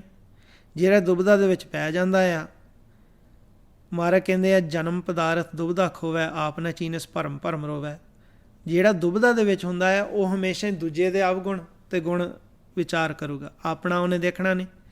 ਅਤੇ ਇਸ ਮਾਰਗ 'ਤੇ ਚੱਲਣ ਵਾਸਤੇ ਮਹਾਰਾਜ ਨੇ ਸਾਨੂੰ ਸਮਝਾਇਆ ਹੋਇਆ ਕਿ ਆਪ ਸਵਾਰੈ ਮੈਂ ਮਿਲਾਂ, ਮੈਂ ਮਿਲਿਆ ਸੁਖ ਹੋਏ, ਕਿ ਆਪਣੇ ਆਪ ਨੂੰ ਅਸੀਂ ਸਵਾਰਨਾ ਹੈ। ਜੇ ਆਪਣੇ ਆਪ ਨੂੰ ਸਵਾਰਾਂਗੇ ਤਾਂ ਮੈਂ ਮਿਲਾਂ ਮਤਲਬ ਕਿ ਪ੍ਰਮਾਤਮਾ ਦੇ ਬਚਨ ਆ ਕਿ ਉਹਨਾਂ ਨੇ ਕਿਹਾ ਕਿ ਮੇਰੀ ਪ੍ਰਾਪਤੀ ਹੋ ਜੂਗੀ, ਪ੍ਰਮਾਤਮਾ ਦੀ ਪ੍ਰਾਪਤੀ ਹੋ ਜੂਗੀ। ਹੁਣ ਅਸੀਂ ਆਪਣੇ ਅੰਦਰ ਦੇਖਣਾ ਆ ਕਿ ਦੁਬਦਾ ਅਸੀਂ ਕਿਸ ਤਰੀਕੇ ਦੇ ਨਾਲ ਕਰਦੇ ਹਾਂ ਸੰਸਾਰ ਵਿੱਚ, ਕਿਉਂਕਿ ਕਈਆਂ ਨੂੰ ਪਛਾਣ ਨਹੀਂ ਹੁੰਦੀ ਕਿ ਮੇਰੇ ਵਿੱਚ ਇਹ ਅਵਗੁਣ ਹੈ। ਅਤੇ ਜੇ ਪਛਾਣ ਨਹੀਂ ਹੈ ਤਾਂ ਫਿਰ ਉਹਨੂੰ ਕੱਢਣਾ ਕਿਵੇਂ ਹੈ? ਤਾਂ ਹੀ ਜਦੋਂ ਅਸੀਂ ਆਪਣਾ ਇੱਦਾਂ ਅਭਿਆਸ ਕਰਦੇ, ਆਪਣੀ ਖੋਜ ਕਰਨ ਲੱਗ ਪੈਂਦੇ, ਅਸੀਂ ਦੂਜਿਆਂ ਦੇ ਅਵਗੁਣ ਅਤੇ ਗੁਣ ਘੱਟ ਫੋਲਦੇ ਹਾਂ, ਆਪਣਾ ਜ਼ਿਆਦਾ ਦੇਖਦੇ ਹਾਂ ਕਿ ਮੇਰੇ 'ਚ ਕਿਹੜੇ ਅਵਗੁਣ ਆ, ਫਿਰ ਉਹਨਾਂ ਨੂੰ ਪਾਸੇ ਕਰੀ ਜਾਂਦੇ। ਜਿਹੜਾ ਜੀਵ ਅਭਿਆਸ ਨਹੀਂ ਕਰਦਾ, ਅੰਤਰਗਤ ਧਿਆਨ ਨਹੀਂ ਕਦੇ ਉਹਨੇ ਲਾਇਆ, ਇਹਨੂੰ ਆਪਣੀ ਜਿਹੜੇ ਇਸ ਮਨ 'ਤੇ ਮੈਲ ਚੜ੍ਹੀ ਹੋਈ ਆ ਉਸ ਦਾ ਵੀ ਨਹੀਂ ਇਹਨੂੰ ਭੇਦ ਹੈਗਾ। ਜਿਹੜਾ ਅਭਿਆਸ ਕਰਦਾ ਆ, ਅੰਤਰਗਤ ਜਾਂਦਾ ਆ, ਉਹਨੂੰ ਆਪਣਾ ਧਿਆਨ ਰਹਿੰਦਾ ਹੈ ਕਿ ਇਹ ਮੇਰੇ ਮਨ 'ਚ ਕੀ ਖਿਆਲ ਆ ਰਿਹਾ। ਉਹ ਫਿਰ ਸਮਝ ਲੈਂਦਾ ਕਿ ਮੇਰੇ ਮਨ 'ਤੇ ਮੈਲ ਚੜ੍ਹੀ ਹੋਈ ਹੈ ਅਤੇ ਇਹਨਾਂ ਨੂੰ ਪਾਸੇ ਕਰਨ ਦੀ ਕੋਸ਼ਿਸ਼ ਕਰਦਾ ਰਹਿੰਦਾ, ਆਪਣੇ ਆਪ ਨੂੰ ਸਵਾਰਨ ਦੀ ਕੋਸ਼ਿਸ਼ ਕਰਦਾ। ਅਤੇ ਅਸੀਂ ਸੰਸਾਰ ਨੂੰ ਦੇਖਣਾ। ਹੁਣ ਜਿਵੇਂ ਕਿ ਉਦਾਹਰਨ ਵਜੋਂ ਤੁਹਾਨੂੰ ਉਦਾਹਰਨ ਦੇ ਦਿੰਦੇ ਕਿ ਪਿਛਲੇ ਹਫ਼ਤਿਆਂ ਦੇ ਵਿੱਚ ਇੱਕ ਨਿਊਜ਼ ਆਈ ਸੀਗੀ ਕਿ ਜਿਵੇਂ ਇੰਡੀਆ ਲੋਕਡਾਊਨ ਹੋਇਆ ਆ ਅਤੇ ਇੱਕ ਜਗ੍ਹਾ ਪੁਲਿਸ ਅਤੇ ਨਿਹੰਗ ਸਿੰਘ ਦਾ ਆਪਸ ਵਿੱਚ ਹੀ ਟਕਰਾਅ ਹੋ ਗਿਆ ਅਤੇ ਨਿਹੰਗ ਸਿੰਘ ਨੇ ਪੁਲਿਸ ਅਫਸਰ ਦਾ ਹੱਥ ਵੱਢ ਦਿੱਤਾ। ਹੁਣ ਇੱਥੇ ਦੁਬਦਾ ਦੀ ਗੱਲ ਕਰ ਰਹੇ ਹਾਂ, ਕੌਣ ਉਹ 'ਚ ਸਹੀ ਸੀਗਾ ਕੌਣ ਨਹੀਂ ਸਹੀ ਸੀਗਾ, ਉਹ ਤਾਂ ਮਾਲਕ ਪਰਮਾਤਮਾ ਦੀ ਕਚਹਿਰੀ ਦੇ ਵਿੱਚ ਡਿਟਰਮਿਨ ਹੋ ਹੀ ਜਾਣਾ ਹੈ। ਇੱਥੇ ਇਹ ਨਹੀਂ ਗੱਲ ਕਿ ਕੌਣ ਸਹੀ ਕੌਣ ਗਲਤ ਸੀ। ਅਸੀਂ ਇਹ ਗੱਲ ਕਰ ਰਹੇ ਹਾਂ ਕਿ ਹੁਣ ਜਿਹੜੇ ਜੀਵ ਆ ਉਹ ਜਦੋਂ ਇਸ ਘਟਨਾ ਨੂੰ ਦੇਖਦੇ ਆ ਅਤੇ ਕਈ ਐਸੇ ਆ ਉਹ ਕਹਿ ਦਿੰਦੇ ਆ ਕਿ ਜੀ ਇਹ ਉਹ ਕਿਉਂਕਿ ਉਹ ਨਿਹੰਗ ਸਿੰਘ ਸੀਗਾ ਜਿਹਨੇ ਵਾਰ ਕੀਤਾ ਸੀ ਕਿਰਪਾਨ ਦੁਆਰਾ, ਉਹ ਸਾਰੇ ਨਿਹੰਗ ਸਿੰਘਾਂ ਨੂੰ ਬੁਰਾ ਭਲਾ ਕਹਿਣ ਲੱਗ ਪੈਂਦੇ ਆ। ਕਈ ਸਿੱਖਾਂ ਨੂੰ ਕਹਿਣ ਲੱਗ ਪੈਂਦੇ ਆ ਜਿਹੜੇ ਸਿੱਖਾਂ ਦੇ ਖਿਲਾਫ ਹੁੰਦੇ ਆ। ਅਤੇ ਜਿਹੜਾ ਅਸੀਂ ਇੱਕ ਰੱਸੇ ਨਾਲ ਕਿਸੇ ਨੂੰ ਬੰਨ੍ਹ ਲੈਂਦੇ ਹਾਂ ਕਿ ਇੱਕ ਨੇ ਗਲਤੀ ਕੀਤੀ ਜਾਂ ਇੱਕ ਨੇ ਕੋਈ ਘਟਨਾ ਕੋਈ ਕਰਮ ਕੀਤਾ ਅਤੇ ਅਸੀਂ ਸਾਰਿਆਂ ਨੂੰ ਕਹਿੰਦੇ ਸਾਰੇ ਇੱਦਾਂ ਦੇ ਆ, ਇਹਨੂੰ ਕਹਿ ਦਿੰਦੇ ਦੁਬਦਾ। ਹੁਣ ਦੂਜੇ ਪਾਸੇ ਅਸੀਂ ਦੇਖ ਲਈਏ, ਜੇ ਅਸੀਂ ਕਹੀਏ ਕਿ ਜੀ ਉਹ ਪੰਜਾਬ ਪੁਲਿਸ ਅਫਸਰ ਦੇ ਜਿਹੜਾ ਹੱਥ ਵੱਢਿਆ ਗਿਆ ਉਹਨੇ ਗਲਤੀ ਕੀਤੀ, ਚਲੋ ਉਹ ਤਾਂ ਵਿਚਾਰ ਦੇਖੀ ਜਾ ਸਕਦਾ, ਪਰਮਾਤਮਾ ਦੀ ਕਚਹਿਰੀ 'ਚ ਹੀ ਹੋ ਜਾਣਾ ਹੈ, ਪਰਮਾਤਮਾ ਦੇ ਸਾਹਮਣੇ ਸੱਚ ਝੂਠ ਦਾ ਨਿਰਣਾ ਹੋ ਜਾਂਦਾ। ਪਰ ਜੇਕਰ ਅਸੀਂ ਸਾਰੇ ਕਹਿਣ ਲੱਗ ਪਏ ਕਿ ਪੰਜਾਬ ਪੁਲਿਸ ਹੀ ਸਾਰੀ ਮਾੜੀ ਆ ਅਤੇ ਇਹ ਵੀ ਦੁਬਦਾ ਹੋ ਜਾਂਦੀ ਹੈ। ਹੁਣ ਪੰਜਾਬ ਪੁਲਿਸ ਦੇ ਵਿੱਚ ਗੁਰਮੁਖ ਵੀ ਕਈ ਕਰਮਚਾਰੀ ਹੈਗੇ ਆ। ਅਸੀਂ ਆਪਣੇ ਆਪ ਨੂੰ ਦੇਖਦੇ ਹਾਂ ਕਿ ਅਸੀਂ ਕਿਸ ਤਰੀਕੇ ਨਾਲ ਸੰਸਾਰ ਨੂੰ ਦੇਖਦੇ ਹਾਂ। ਹੁਣ ਜਿਵੇਂ ਵਾਇਰਸ ਜਿਹੜਾ ਚੱਲ ਰਿਹਾ ਆ ਸੰਸਾਰ 'ਚ, ਇਹ ਚੀਨ ਵਿੱਚ ਸ਼ੁਰੂ ਹੋਇਆ। ਹੁਣ ਜੇਕਰ ਸਾਡੀ ਬਿਰਤੀ ਇਹ ਹੈ ਕਿ ਉੱਥੇ ਸ਼ੁਰੂ ਹੋਇਆ ਅਤੇ ਉੱਥੇ ਕੋਈ ਕੁਛ ਹੋਇਆ ਹੋਊਗਾ, ਚਲੋ ਉਹ ਉੱਥੇ ਛੱਡ ਦਿੱਤੀ ਗੱਲ। ਪਰ ਜੇ ਸਾਡੇ ਮਨ 'ਚ ਨਫ਼ਰਤ ਆ ਗਈ ਕਿ ਜਿੰਨੇ ਵੀ ਉਸ ਦੇਸ਼ ਦੇ ਲੋਕ ਆ ਉਹ ਸਾਰੇ ਅਸੀਂ ਉਹਨਾਂ ਨੂੰ ਬੁਰਾ ਭਲਾ ਕਹਿਣ ਲੱਗ ਪੈਂਦੇ ਹਾਂ, ਅਤੇ ਇਹ ਹੈ ਦੁਬਦਾ। ਆਪਣੇ ਆਪ ਨੂੰ ਅਸੀਂ ਦੇਖਣਾ ਹੈ ਕਿ ਅਸੀਂ ਕਿਸ ਤਰੀਕੇ ਨਾਲ ਸੰਸਾਰ ਨੂੰ ਵੇਖਦੇ ਹਾਂ। ਕਿਸ ਤਰੀਕੇ ਦੇ ਨਾਲ ਅਸੀਂ ਵਿਚਰਦੇ ਹਾਂ ਸੰਸਾਰ ਵਿੱਚ, ਕਿਸ ਤਰੀਕੇ ਦੇ ਨਾਲ ਅਸੀਂ ਦੂਜਿਆਂ ਬਾਰੇ ਸੋਚਦੇ ਹਾਂ। ਕਈ ਲੋਕ ਕੀ ਕਰਦੇ ਆ, ਉਹ ਮਜ਼ਹਬ ਵੱਖ-ਵੱਖ ਦੇਖ ਕੇ ਉਹ ਕਹਿੰਦੇ ਨੇ ਫਲਾਣੇ ਮਜ਼ਹਬ ਦੇ ਲੋਕ ਇੱਦਾਂ ਆ, ਅਤੇ ਉਹਨਾਂ ਨੂੰ ਬੁਰਾ ਭਲਾ ਕਹਿਣ ਲੱਗ ਪੈਂਦੇ ਆ। ਜਦੋਂ ਹੁਣ ਸਾਨੂੰ ਕੋਈ ਕਹਿੰਦਾ ਹੈ ਸਿੱਖ ਹੋਣ ਦੇ ਨਾਤੇ, ਸਾਨੂੰ ਮਾੜਾ ਲੱਗਦਾ, ਪਰ ਜਦੋਂ ਅਸੀਂ ਸਿੱਖ ਹੁੰਦੇ ਹੋਏ ਅਸੀਂ ਦੂਜਿਆਂ ਨੂੰ ਇੱਦਾਂ ਕਰਦੇ ਆ, ਫਿਰ ਅਸੀਂ ਸਮਝ ਲੈਣਾ ਕਿ ਅਸੀਂ ਜਿਹੜੀ ਸਿੱਖਿਆ ਆ ਮਹਾਰਾਜ ਦੀ ਉਹ ਸਹੀ ਤਰੀਕੇ ਦੇ ਨਾਲ ਅਪਣਾਈ ਨਹੀਂ। ਜਿਹੜਾ ਅਸੀਂ ਦੁਬਦਾ ਕਰਦੇ ਹਾਂ ਅਤੇ ਦੂਜੇ ਸਾਡੇ ਨਾਲ ਦੁਬਦਾ ਕਰਦੇ, ਸਾਡੇ ਵਿੱਚ ਕੋਈ ਫਰਕ ਨਹੀਂ ਰਹਿ ਗਿਆ। ਅਸੀਂ ਇਹ ਧਿਆਨ ਰੱਖਣਾ ਹੁੰਦਾ ਕਿ ਅਸੀਂ ਇਸ ਜੀਵਨ ਦੇ ਵਿੱਚ ਦੁਬਦਾ ਤੋਂ ਉੱਪਰ ਉੱਠਣਾ। ਅਸੀਂ ਦੇਖਣਾ ਕਿ ਸਾਰਾ ਮਾਲਕ ਦਾ ਰੂਪ ਆ, ਹਰੀ ਦਾ ਰੂਪ ਆ, ਕਿਸੇ ਪ੍ਰਤੀ ਸਾਡੇ ਅੰਦਰ ਨਫ਼ਰਤ ਨਾ ਪੈਦਾ ਹੋਵੇ। ਕਈ ਫਿਰ ਐਸੇ ਆ, ਹੁਣ ਜਿਵੇਂ ਸਾਡੇ ਆਪਣੇ ਪ੍ਰਚਾਰਕ ਵੀ ਆ, ਉਹ ਆਪ ਆਪਣੇ ਮਨ ਵਿੱਚ ਦੁਬਦਾ ਰੱਖਦੇ ਹੁੰਦੇ ਆ, ਉਹ ਦੂਜਿਆਂ ਦੇ ਮਨਾਂ ਦੇ ਵਿੱਚ ਦੁਬਦਾ ਭਰ ਦਿੰਦੇ ਆ। ਜਿਵੇਂ ਕਿ ਇੱਕ ਜਥੇਬੰਦੀ ਵਾਲੇ ਪ੍ਰਚਾਰਕ ਨੇ ਕਹਿਣਾ ਕਿ ਜਥੇਬੰਦੀ ਹੁਣ ਜਿਵੇਂ ਐਗਜ਼ਾਮਪਲ ਸੀਗਾ ਨਿਹੰਗ ਸਿੰਘ ਦੇ ਜਿਹੜਾ ਟਕਰਾਅ ਹੋਇਆ ਸੀ ਪੁਲਿਸ ਅਫਸਰ ਦੇ ਨਾਲ, ਉਹ ਇੱਕ ਪ੍ਰਚਾਰਕ ਨੇ ਸਟੇਜ 'ਤੇ ਕਹਿ ਦਿੱਤਾ ਕਿ ਇਹ ਸਾਰੇ ਨਿਹੰਗ ਸਿੰਘ ਇੱਦਾਂ ਹੀ ਆ, ਇਹ ਇੱਦਾਂ ਦਾ ਵਾਇਲੈਂਸ ਕਰਦੇ ਆ ਜਾਂ ਇੱਦਾਂ ਕਰਦੇ, ਪਰ ਇਹ ਵੀ ਦੁਬਦਾ ਹੋਏ ਕਿਉਂਕਿ ਇੱਕੋ ਰਸਤੇ ਦੇ ਵਿੱਚ ਸਾਰਿਆਂ ਨੂੰ ਲਪੇਟ ਰਹੇ ਹਾਂ। ਸਿਆਣੀ ਗੱਲ ਇਹੀ ਹੁੰਦੀ ਆ ਕਿ ਅਸੀਂ ਕਰਮ ਤਾਂ ਦੇਖ ਸਕਦੇ ਹਾਂ ਸੰਸਾਰ ਵਿੱਚ ਕਿ ਕੀ ਚੰਗਾ ਆ ਕੀ ਮਾੜਾ ਆ, ਪਰ ਜੋ ਨਤੀਜਾ ਹੁੰਦਾ ਆ, ਜੋ ਫੈਸਲਾ ਹੁੰਦਾ, ਉਹ ਤਾਂ ਪ੍ਰਮਾਤਮਾ ਨੇ ਕਰਨਾ ਆ। ਅਸੀਂ ਸਿਰਫ ਕਰਮ ਦੀ ਵਿਚਾਰ ਕਰ ਸਕਦੇ ਹਾਂ, ਕੀ ਮਾੜਾ ਹੈ ਕੀ ਚੰਗਾ ਆ, ਕੀ ਸਾਨੂੰ ਕਰਨਾ ਚਾਹੀਦਾ ਹੈ ਸੰਸਾਰ ਵਿੱਚ, ਕਿਸ ਸਿਚੁਏਸ਼ਨ ਦੇ ਵਿੱਚ ਸਾਨੂੰ ਕਿਵੇਂ ਹੈਂਡਲ ਕਰਨੀ ਚਾਹੀਦੀ ਕੋਈ ਸਿਚੁਏਸ਼ਨ, ਪਰ ਸਾਡੇ ਅੰਦਰ ਕਿਸੇ ਪ੍ਰਤੀ ਨਫ਼ਰਤ ਨਹੀਂ ਪੈਦਾ ਹੋਣੀ ਚਾਹੀਦੀ। ਹੁਣ ਮਹਾਰਾਜ ਨੇ ਸਾਨੂੰ ਇਹ ਸਮਝਾ ਦਿੱਤਾ ਕਿ ਦੁਬਦਾ ਤੋਂ ਉੱਪਰ ਉੱਠਣਾ, ਅਤੇ ਜਿਹੜਾ ਦੁਬਦਾ ਨੂੰ ਮਾਰ ਲਊਗਾ ਉਹਨੂੰ ਗੁਰਬਾਣੀ ਵਿੱਚ ਸੂਰਮਾ ਕਿਹਾ ਹੋਇਆ। ਮਹਾਰਾਜ ਕਹਿੰਦੇ ਜੋ ਇਸ ਮਾਰੇ ਸੋਈ ਸੂਰਾ, ਜੋ ਇਸ ਮਾਰੇ ਸੋਈ ਪੂਰਾ, ਜੋ ਇਸ ਮਾਰੇ ਤਿਸੇ ਵਡਿਆਈ, ਜੋ ਇਸ ਮਾਰੇ ਤਿਸ ਕਾ ਦੁੱਖ ਜਾਈ। ਅਤੇ ਫਿਰ ਦੱਸਦੇ ਕੀ ਮਾਰਨਾ ਆ, ਐਸਾ ਕੋਏ ਜੇ ਦੁਬਦਾ ਮਾਰ ਗਵਾਵੈ, ਇਸੇ ਮਾਰ ਰਾਜ ਜੋਗ ਕਮਾਵੈ। ਜਿਹੜਾ ਗੁਰਮੁਖ ਜਾਣਿਆ ਉਹ ਦੁਬਦਾ ਨੂੰ ਮਾਰ ਲੈਂਦਾ ਆ, ਉਹਨੂੰ ਸੂਰਮਾ ਕਿਹਾ, ਉਹਨੂੰ ਪੂਰਾ ਕਿਹਾ, ਉਹਦੀ ਵਡਿਆਈ ਆ, ਉਹਦਾ ਦੁੱਖ ਜਿਹੜਾ ਆ ਉਹ ਖਤਮ ਹੁੰਦਾ ਆ। ਜਿਹੜਾ ਇਸ ਦੁਬਦਾ ਨੂੰ ਖਤਮ ਕਰ ਲੈਂਦਾ ਉਹ ਰਾਜ ਜੋਗ ਕਮਾਉਂਦਾ ਹੈ ਸੰਸਾਰ ਵਿੱਚ। ਮਹਾਰਾਜ ਨੇ ਦੱਸਿਆ ਹੋਇਆ, ਜੇ ਫਰਜ਼ ਕੀਤਾ ਹੁਣ ਸਾਡੇ ਨਾਲ ਕੋਈ ਗਲਤ ਕਰਦਾ ਸੰਸਾਰ ਵਿੱਚ, ਕੋਈ ਸਾਨੂੰ ਮਾੜਾ ਬੋਲ ਲੈਂਦਾ ਆ, ਅਤੇ ਮਹਾਰਾਜ ਨੇ ਸਾਨੂੰ ਸਮਝਾ ਦਿੱਤਾ ਕਿ ਸਾਡੇ ਵਿੱਚ ਉਦੋਂ ਵੀ ਨਫ਼ਰਤ ਕਈ ਵਾਰੀ ਆਮ ਜੀਵ ਦੇ ਵਿੱਚ ਪੈਦਾ ਹੋ ਜਾਂਦੀ ਹੈ। ਅਤੇ ਮਹਾਰਾਜ ਨੇ ਸਾਨੂੰ ਦੱਸ ਦਿੱਤਾ, ਕਹਿੰਦੇ ਜੇਕਰ ਅਸੀਂ ਨਫ਼ਰਤ ਇੱਦਾਂ ਪਾਲ ਲਈ ਕਿਸੇ ਪ੍ਰਤੀ, ਕਿਉਂਕਿ ਕਿਸੇ ਨੇ ਸਾਨੂੰ ਮਾੜਾ ਕਿਹਾ, ਮਹਾਰਾਜ ਨੇ ਸਾਨੂੰ ਸਮਝਾ ਦਿੱਤਾ ਕਿ ਅਸੀਂ ਫਿਰ ਵੀ ਕੋਸ਼ਿਸ਼ ਕਰਨੀ ਹੈ ਕਿ ਦੁਬਦਾ ਮਿਟਾਈਏ। ਕਿਸੇ ਨੇ ਸਾਨੂੰ ਮਾੜਾ ਸ਼ਬਦ ਕਹਿ ਦਿੱਤਾ, ਬੁਰਾ ਭਲਾ ਕਿਸੇ ਨੇ ਸਾਨੂੰ ਬੋਲਿਆ, ਸਾਡੇ ਵਿੱਚ ਉਹਦੇ ਪ੍ਰਤੀ ਨਫ਼ਰਤ ਨਹੀਂ ਹੋਣੀ ਚਾਹੀਦੀ। ਮਹਾਰਾਜ ਕਹਿੰਦੇ ਆ ਦੁਬਦਾ ਮੇਟ ਖਿਮਾ ਗਏ ਰਹੇ ਹੋ, ਕਰਮ ਧਰਮ ਕੀ ਸੂਲ ਨਾ ਸਹੇ ਹੋ। ਕਰਮਾਂ ਦਾ ਅਸੂਲ ਹੁੰਦਾ ਆ ਕਿ ਜੋ ਅਸੀਂ ਬੀਜਦੇ ਹਾਂ ਉਹ ਸਾਨੂੰ ਕਰਮ ਜਿਹੜਾ ਆ ਉਹਦਾ ਫਲ ਵੱਢਣਾ ਪੈਂਦਾ, ਭਾਵੇਂ ਚੰਗਾ ਹੋਵੇ ਜਾਂ ਮਾੜਾ ਹੋਵੇ।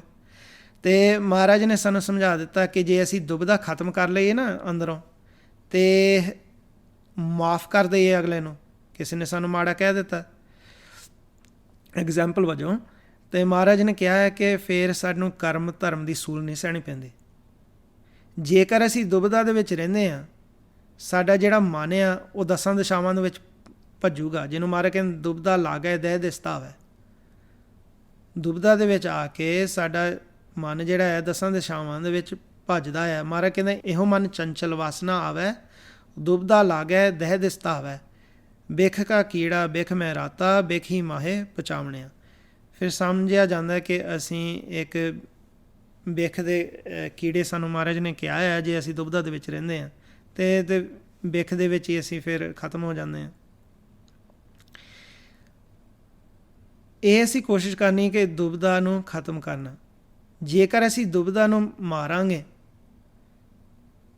ਸਾਨੂੰ ਮੁਨੀ ਕਿਹਾ ਹੋਇਆ ਹੈ, ਜਿੱਦਾਂ ਅਸੀਂ ਪੁਰਾਣੇ ਸਮੇਂ ਦੇ ਸਾਧੂ ਸੰਤਾਂ ਬਾਰੇ ਸੁਣਦੇ ਹੁੰਦੇ ਸੀ ਨਾ ਕਿ ਰਿਸ਼ੀ ਮੁਨੀ ਸੀ ਪਿਛਲੇ ਯੁੱਗਾਂ ਦੇ ਵਿੱਚ ਭਗਤੀ ਕਰਦੇ ਸਨ। ਮਹਾਰਾਜ ਕਹਿੰਦੇ ਉਹ ਮੁਨੀ ਆ ਜਿਹੜਾ ਦੁਬਦਾ ਮਾਰੇ, ਸੋ ਮੁਨ ਜੇ ਮਨ ਕੀ ਦੁਬਦਾ ਮਾਰੇ, ਦੁਬਦਾ ਮਾਰ ਬ੍ਰਹਮ ਵਿਚਾਰੇ। ਜਿਹੜਾ ਦੁਬਦਾ ਨੂੰ ਖਤਮ ਕਰ ਲੈਂਦਾ ਉਹ ਬ੍ਰਹਮ ਦੀ ਵਿਚਾਰ ਫਿਰ ਕਰਦਾ ਹੈ।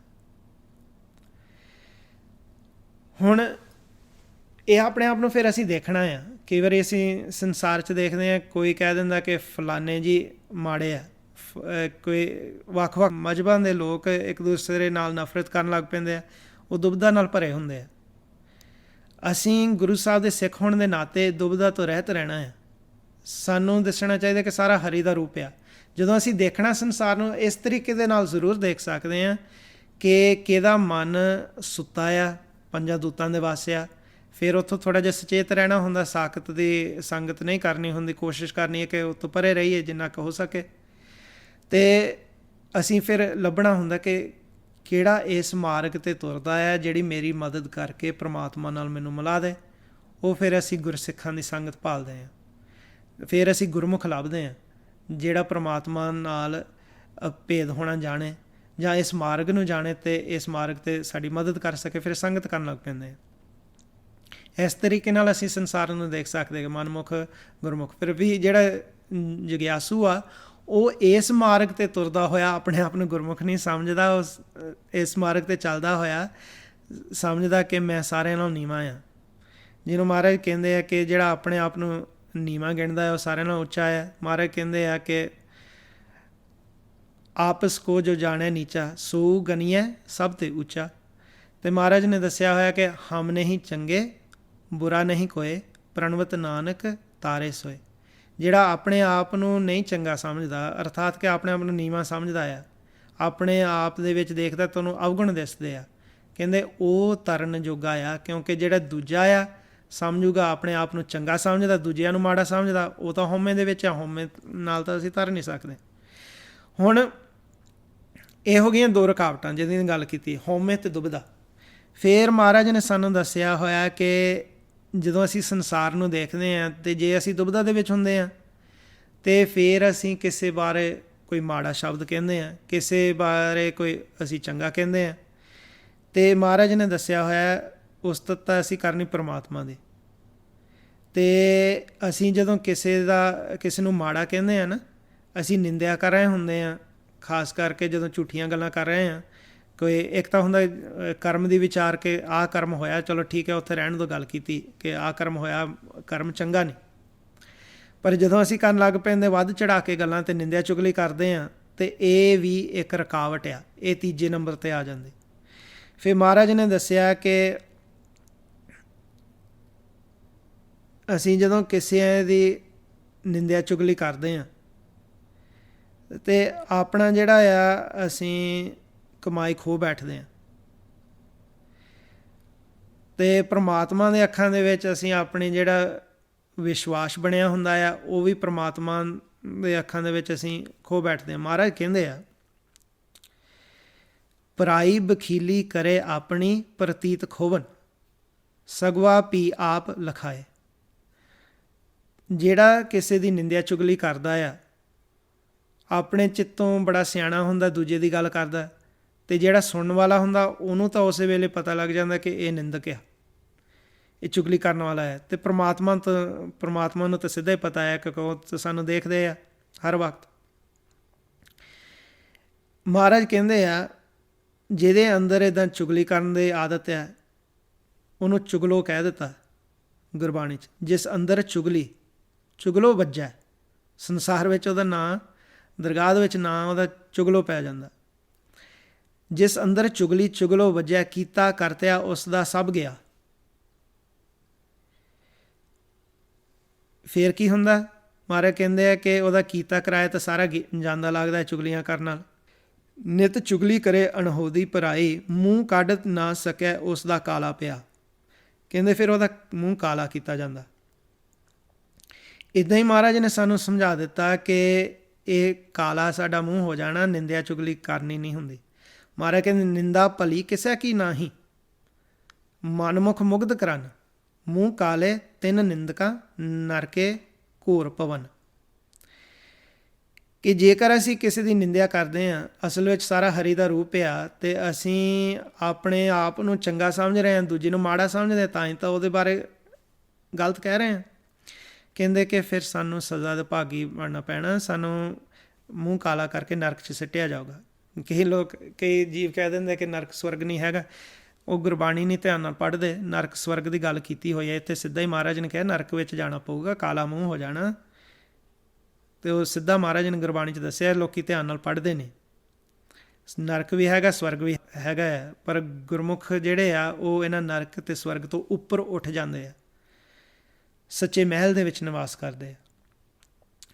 ਫਿਰ ਮਹਾਰਾਜ ਕਹਿੰਦੇ ਜੇਕਰ ਅਸੀਂ ਕਿਸੇ ਦੀ ਨਿੰਦਿਆ ਕਰਦੇ ਹਾਂ, ਅਸੀਂ ਅਸਲ ਵਿੱਚ ਕੀ ਕਰ ਰਹੇ ਹਾਂ, ਉਹਦਾ ਜਿਹੜਾ ਕੀਤਾ ਹੋਇਆ ਪਾਪ ਆ, ਉਹਦਾ ਭਾਰ ਆਪਣੇ ਸਿਰ 'ਤੇ ਲੈ ਰਹੇ ਹਾਂ।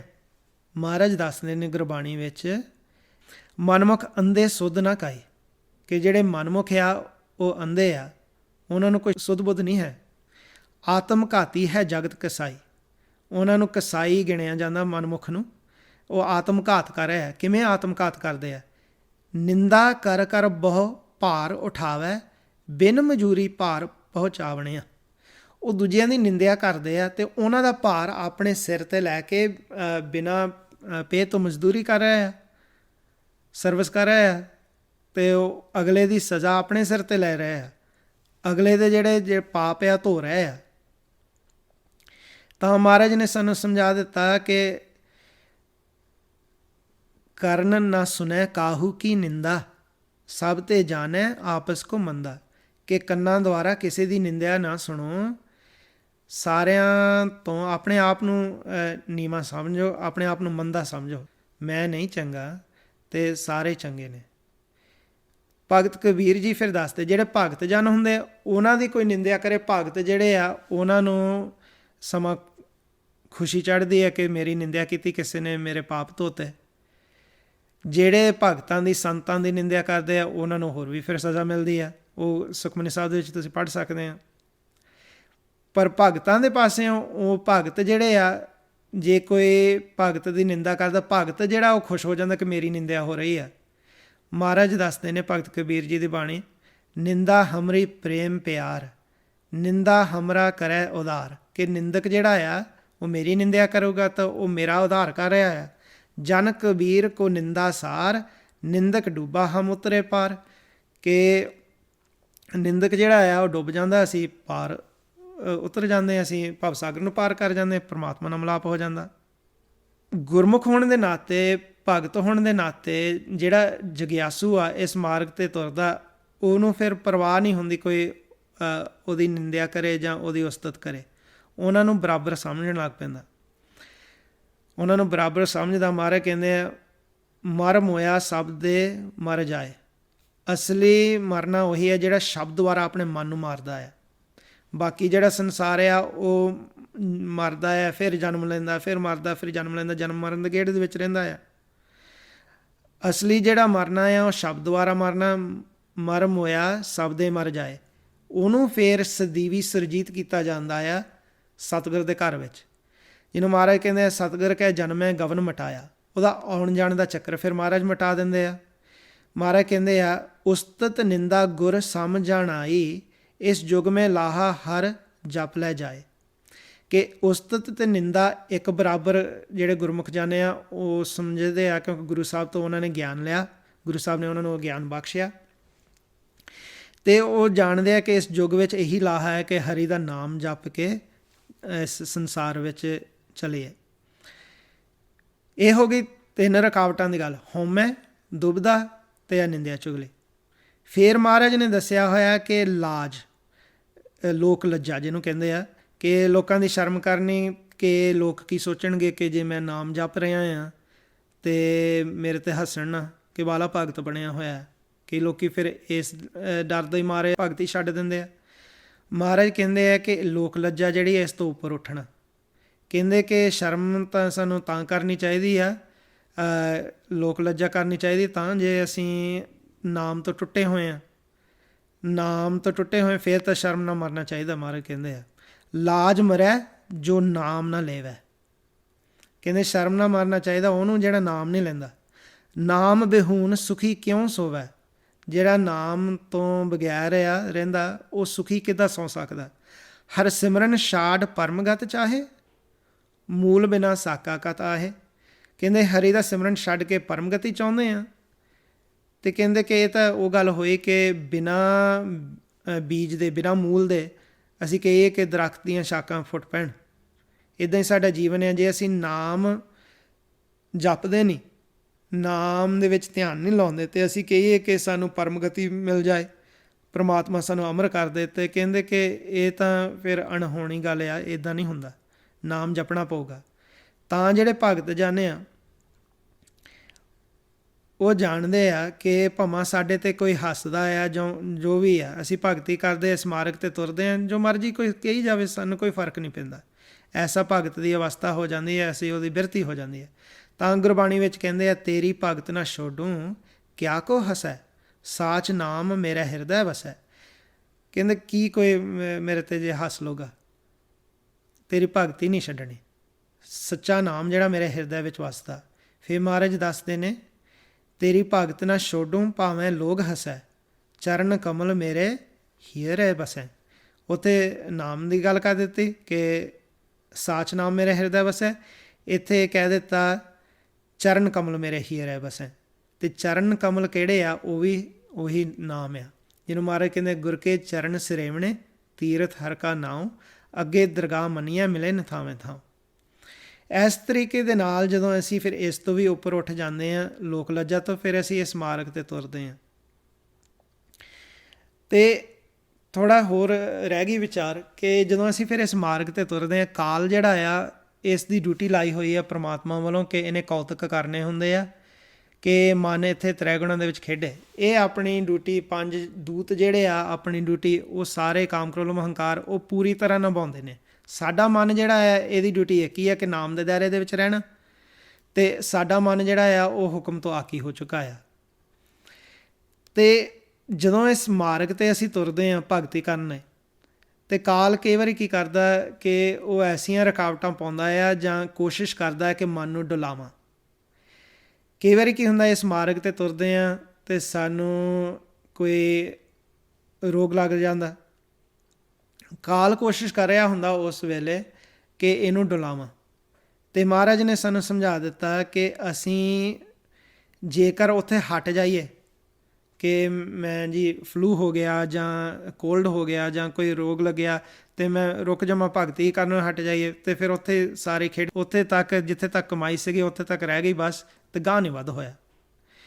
ਅਤੇ ਮਹਾਰਾਜ ਨੇ ਸਾਨੂੰ ਸਮਝਾ ਦਿੱਤਾ ਕਿ ਅਸੀਂ ਕੋਸ਼ਿਸ਼ ਕਰਨੀ ਹੈ, ਭਾਵੇਂ ਅਸੀਂ ਹੈਲਥੀ ਹਾਂ ਜਾਂ ਸਿੱਕ ਹਾਂ, ਅਸੀਂ ਪ੍ਰਮਾਤਮਾ ਦਾ ਸਿਮਰਨ ਕਰੀ ਜਾਏ। ਇਹ ਭਾਵੇਂ ਕਈ ਵਾਰੀ ਔਖਾ ਹੁੰਦਾ ਹੈ ਕਿ ਸਰੀਰ ਦੁਆਰਾ ਕਰਨਾ ਮੁਸ਼ਕਿਲ ਹੋ ਜਾਂਦਾ ਕਿ ਰੋਗ ਲੱਗਾ ਹੁੰਦਾ, ਪਰ ਅਸੀਂ ਆਪਣੇ ਮਨ ਦੁਆਰਾ ਫਿਰ ਵੀ ਕੋਸ਼ਿਸ਼ ਕਰੀ ਜਾਣੀ। ਐਸਾ ਮਹਾਰਾਜ ਨੇ ਸਾਨੂੰ ਗਿਆਨ ਦਿੱਤਾ ਹੋਇਆ। ਮਹਾਰਾਜ ਕਹਿੰਦੇ, ਸਰੀਰ ਸਵਸਥ ਖੀਣ ਸਮੇਂ ਸਿਮਰੰਤ ਨਾਨਕ ਰਾਮ ਦਾ ਮੋਦਰ ਮਾਧਵ ਹੈ।